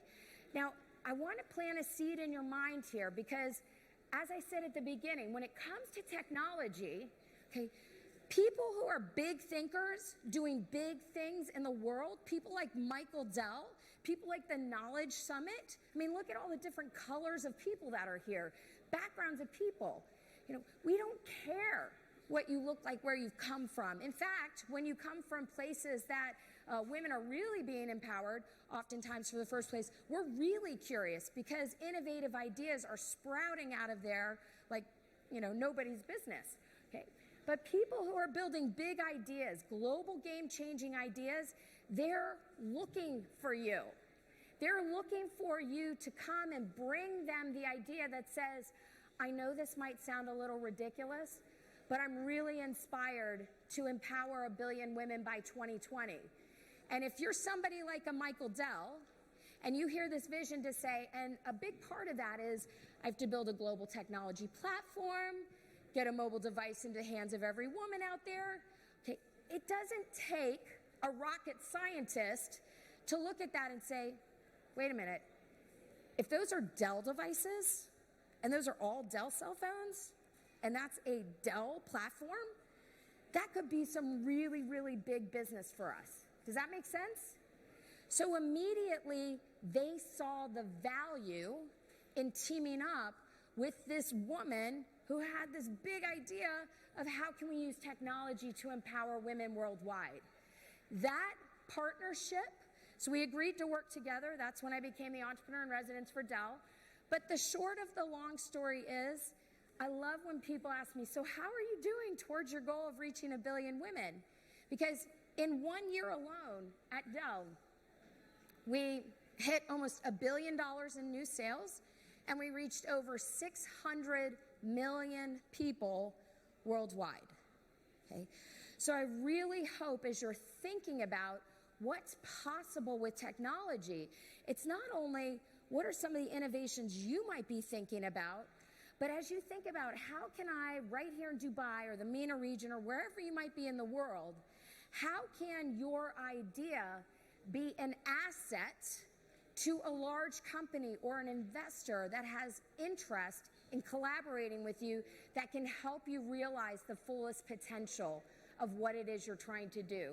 Because like I said, I promise you, like I promise you, like I promise you, the Michael Dells of the world, now the Ingrid Vandervelts of the world, the investors we're looking for you. Now is the best time to be building ventures. And technology equalizes and enables access. I love this photo because at the time I became the entrepreneur in residence, this is what technology, this is what it pretty much looks like, right? And I don't know if you can see here, but it's all mostly, well, it's a little different in this area of the world, but in the US, mostly white men, one person of color, and then I was the girl in the red dress, okay? Now, the power of this story is going back to what I shared before, that people who are doing big things in the world, the Michael Dells of the world, they get that the future of our world, creating that global sustainable future, is happening through a new set of eyes. And if we want to connect with women, we have to figure out how to collaborate with them. So that was part of the value of him teaming together to build this global tech platform. And we started changing the landscape of what's possible. Who are these innovators? Who are these technologists? Okay. So here's something that I want to share with you, and then we're going to go into where's the future going. For the guys in here, from a business perspective, you'll appreciate this. And for the women, this is kind of your secret weapon. Okay. And by that, I mean this. This is why the Michael Dells care so much about finding you. Okay.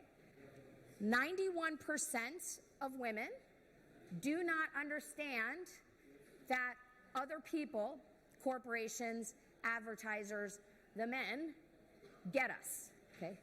This matters because we show our loyalty through our spend, okay, where we spend our money, right? So if 91% of us don't believe, thank you, don't believe that you get us, we're not going to do business with you, okay? Here's the magic, okay?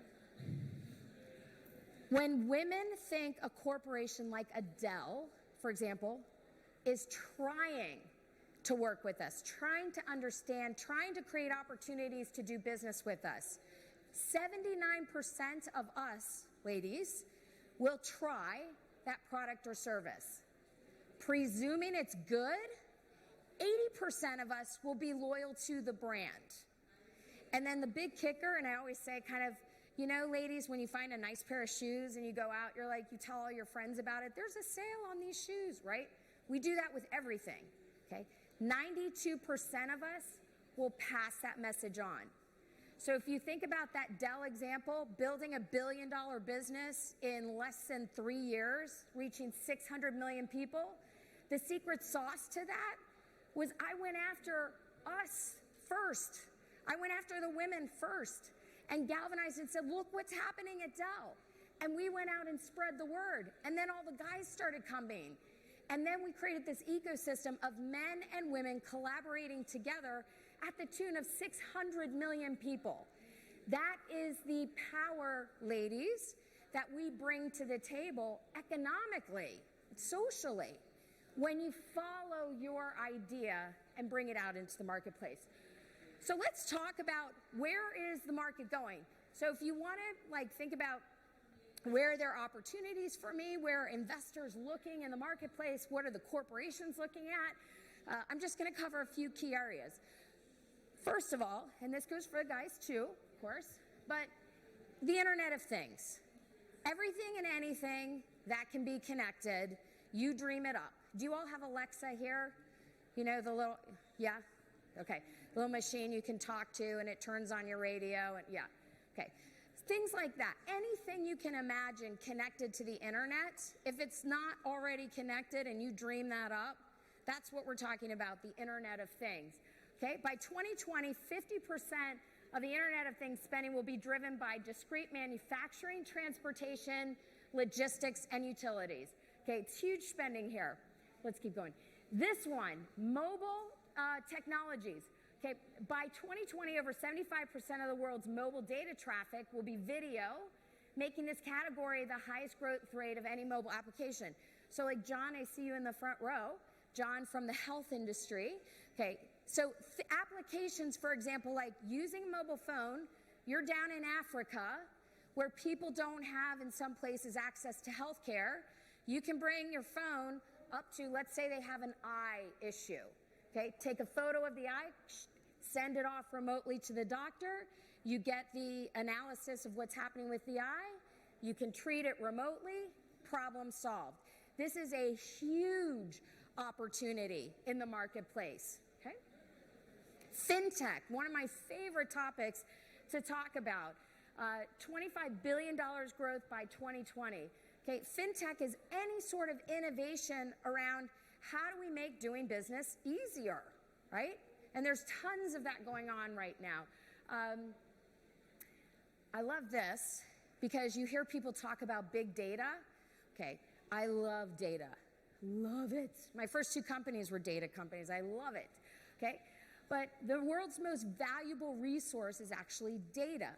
You might be running a cupcake company or a t-shirt company or whatever the services-based consulting company might be.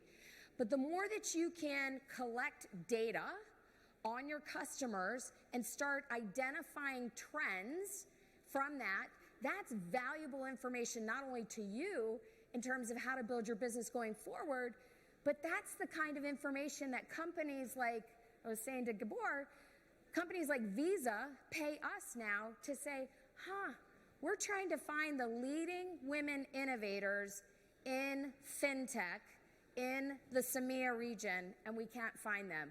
Well, we know who they are because we have a community. We have the data. We have the relationships. That's the value in the big data. And anything you're doing, you can capture data. And then, of course, the future of fashion, smart clothes, love that. That's growing at staggering rates. And I love this, too. One of my girlfriends has this space company. And what I love about this, because oftentimes people think, oh, space, that's for really wealthy people like Elon Musk, and what's in it for me? Okay, a lot of women think, what's in it for me? Well, what I love about space is they're thinking so far outside of the box, they're developing technologies now that it used to cost, let's say, 5 minutes left? Okay. So it used to cost $50 million to launch a little rocket up into space, okay? Now you can do it for $50,000, I'm using US dollars, okay, much cheaper. Why do we care? Because when you can launch a rocket up into space and you tag team it like I teamed up with Dell, you tag team that with like Google, who has the Google Loon project that basically drops balloons in space over regions of the world and all of a sudden provides internet access to places like Sri Lanka that have not historically had internet access. What does that do? All of a sudden, all these people who've not been able to participate in the global economy are instantly overnight enabled and empowered to do business. You see the power of things like that? And it's from something like a big idea about what can we do in space exploration. So let me just wrap it up. I don't know that we'll have time for questions, but I hope we have a minute or two if anybody's got any. But come and see us in January. If any of you are interested, we have a gathering in January. We'd love to bring you over to the States. I'm going to give you my emails up at the top. So this is my email. So I invite you to email me at iv@rainmaking.io. So I'm a partner at a company called Rainmaking.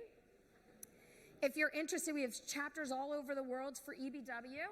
If you're interested in a chapter, you can email Pam at ebw2020.com. And then for those of you who might want to take it another step, everything that I just talked about, so if you're a company or if you're an entrepreneur trying to figure out how do I team up with Adele, we can help you with that. So we've worked with over 100 companies, we've scaled over 700 ventures, and we have 50 plus focus areas. We partner with leading corporations to help them connect to you. Here are some of our partners. And then there's one slide left, I believe. Oh, we're very active in MENA just for the past couple of years. Just so you know, we're here. We have an office here. And then finally, so you've got my personal email. And then if you're interested in learning more about how you can take your idea and partner it with a corporation, or if you're corporate and you want to tap into this technology innovation boom, we welcome you to shoot a note over and we'll get connected up, and we'd love to continue the conversation. So thank you very much. Do we have time? Oh, okay. All right. Yay! Thank you. Does anyone have any questions? Any questions? Any brave audience members? We have a question? Was that a question or no question? Oh, you do have one. Okay. Oh, we have a mic right here. Okay.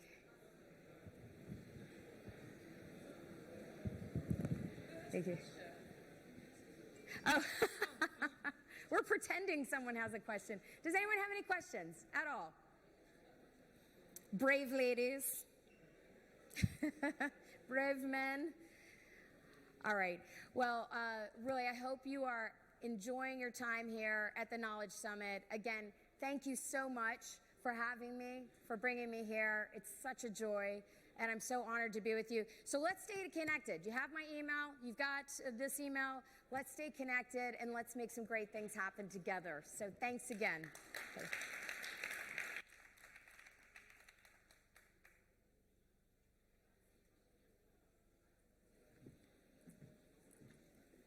حضورنا الكريم وصلنا Ladies and gentlemen, we reached the ending of the second day of the Knowledge Summit 2019. We wish you all the best.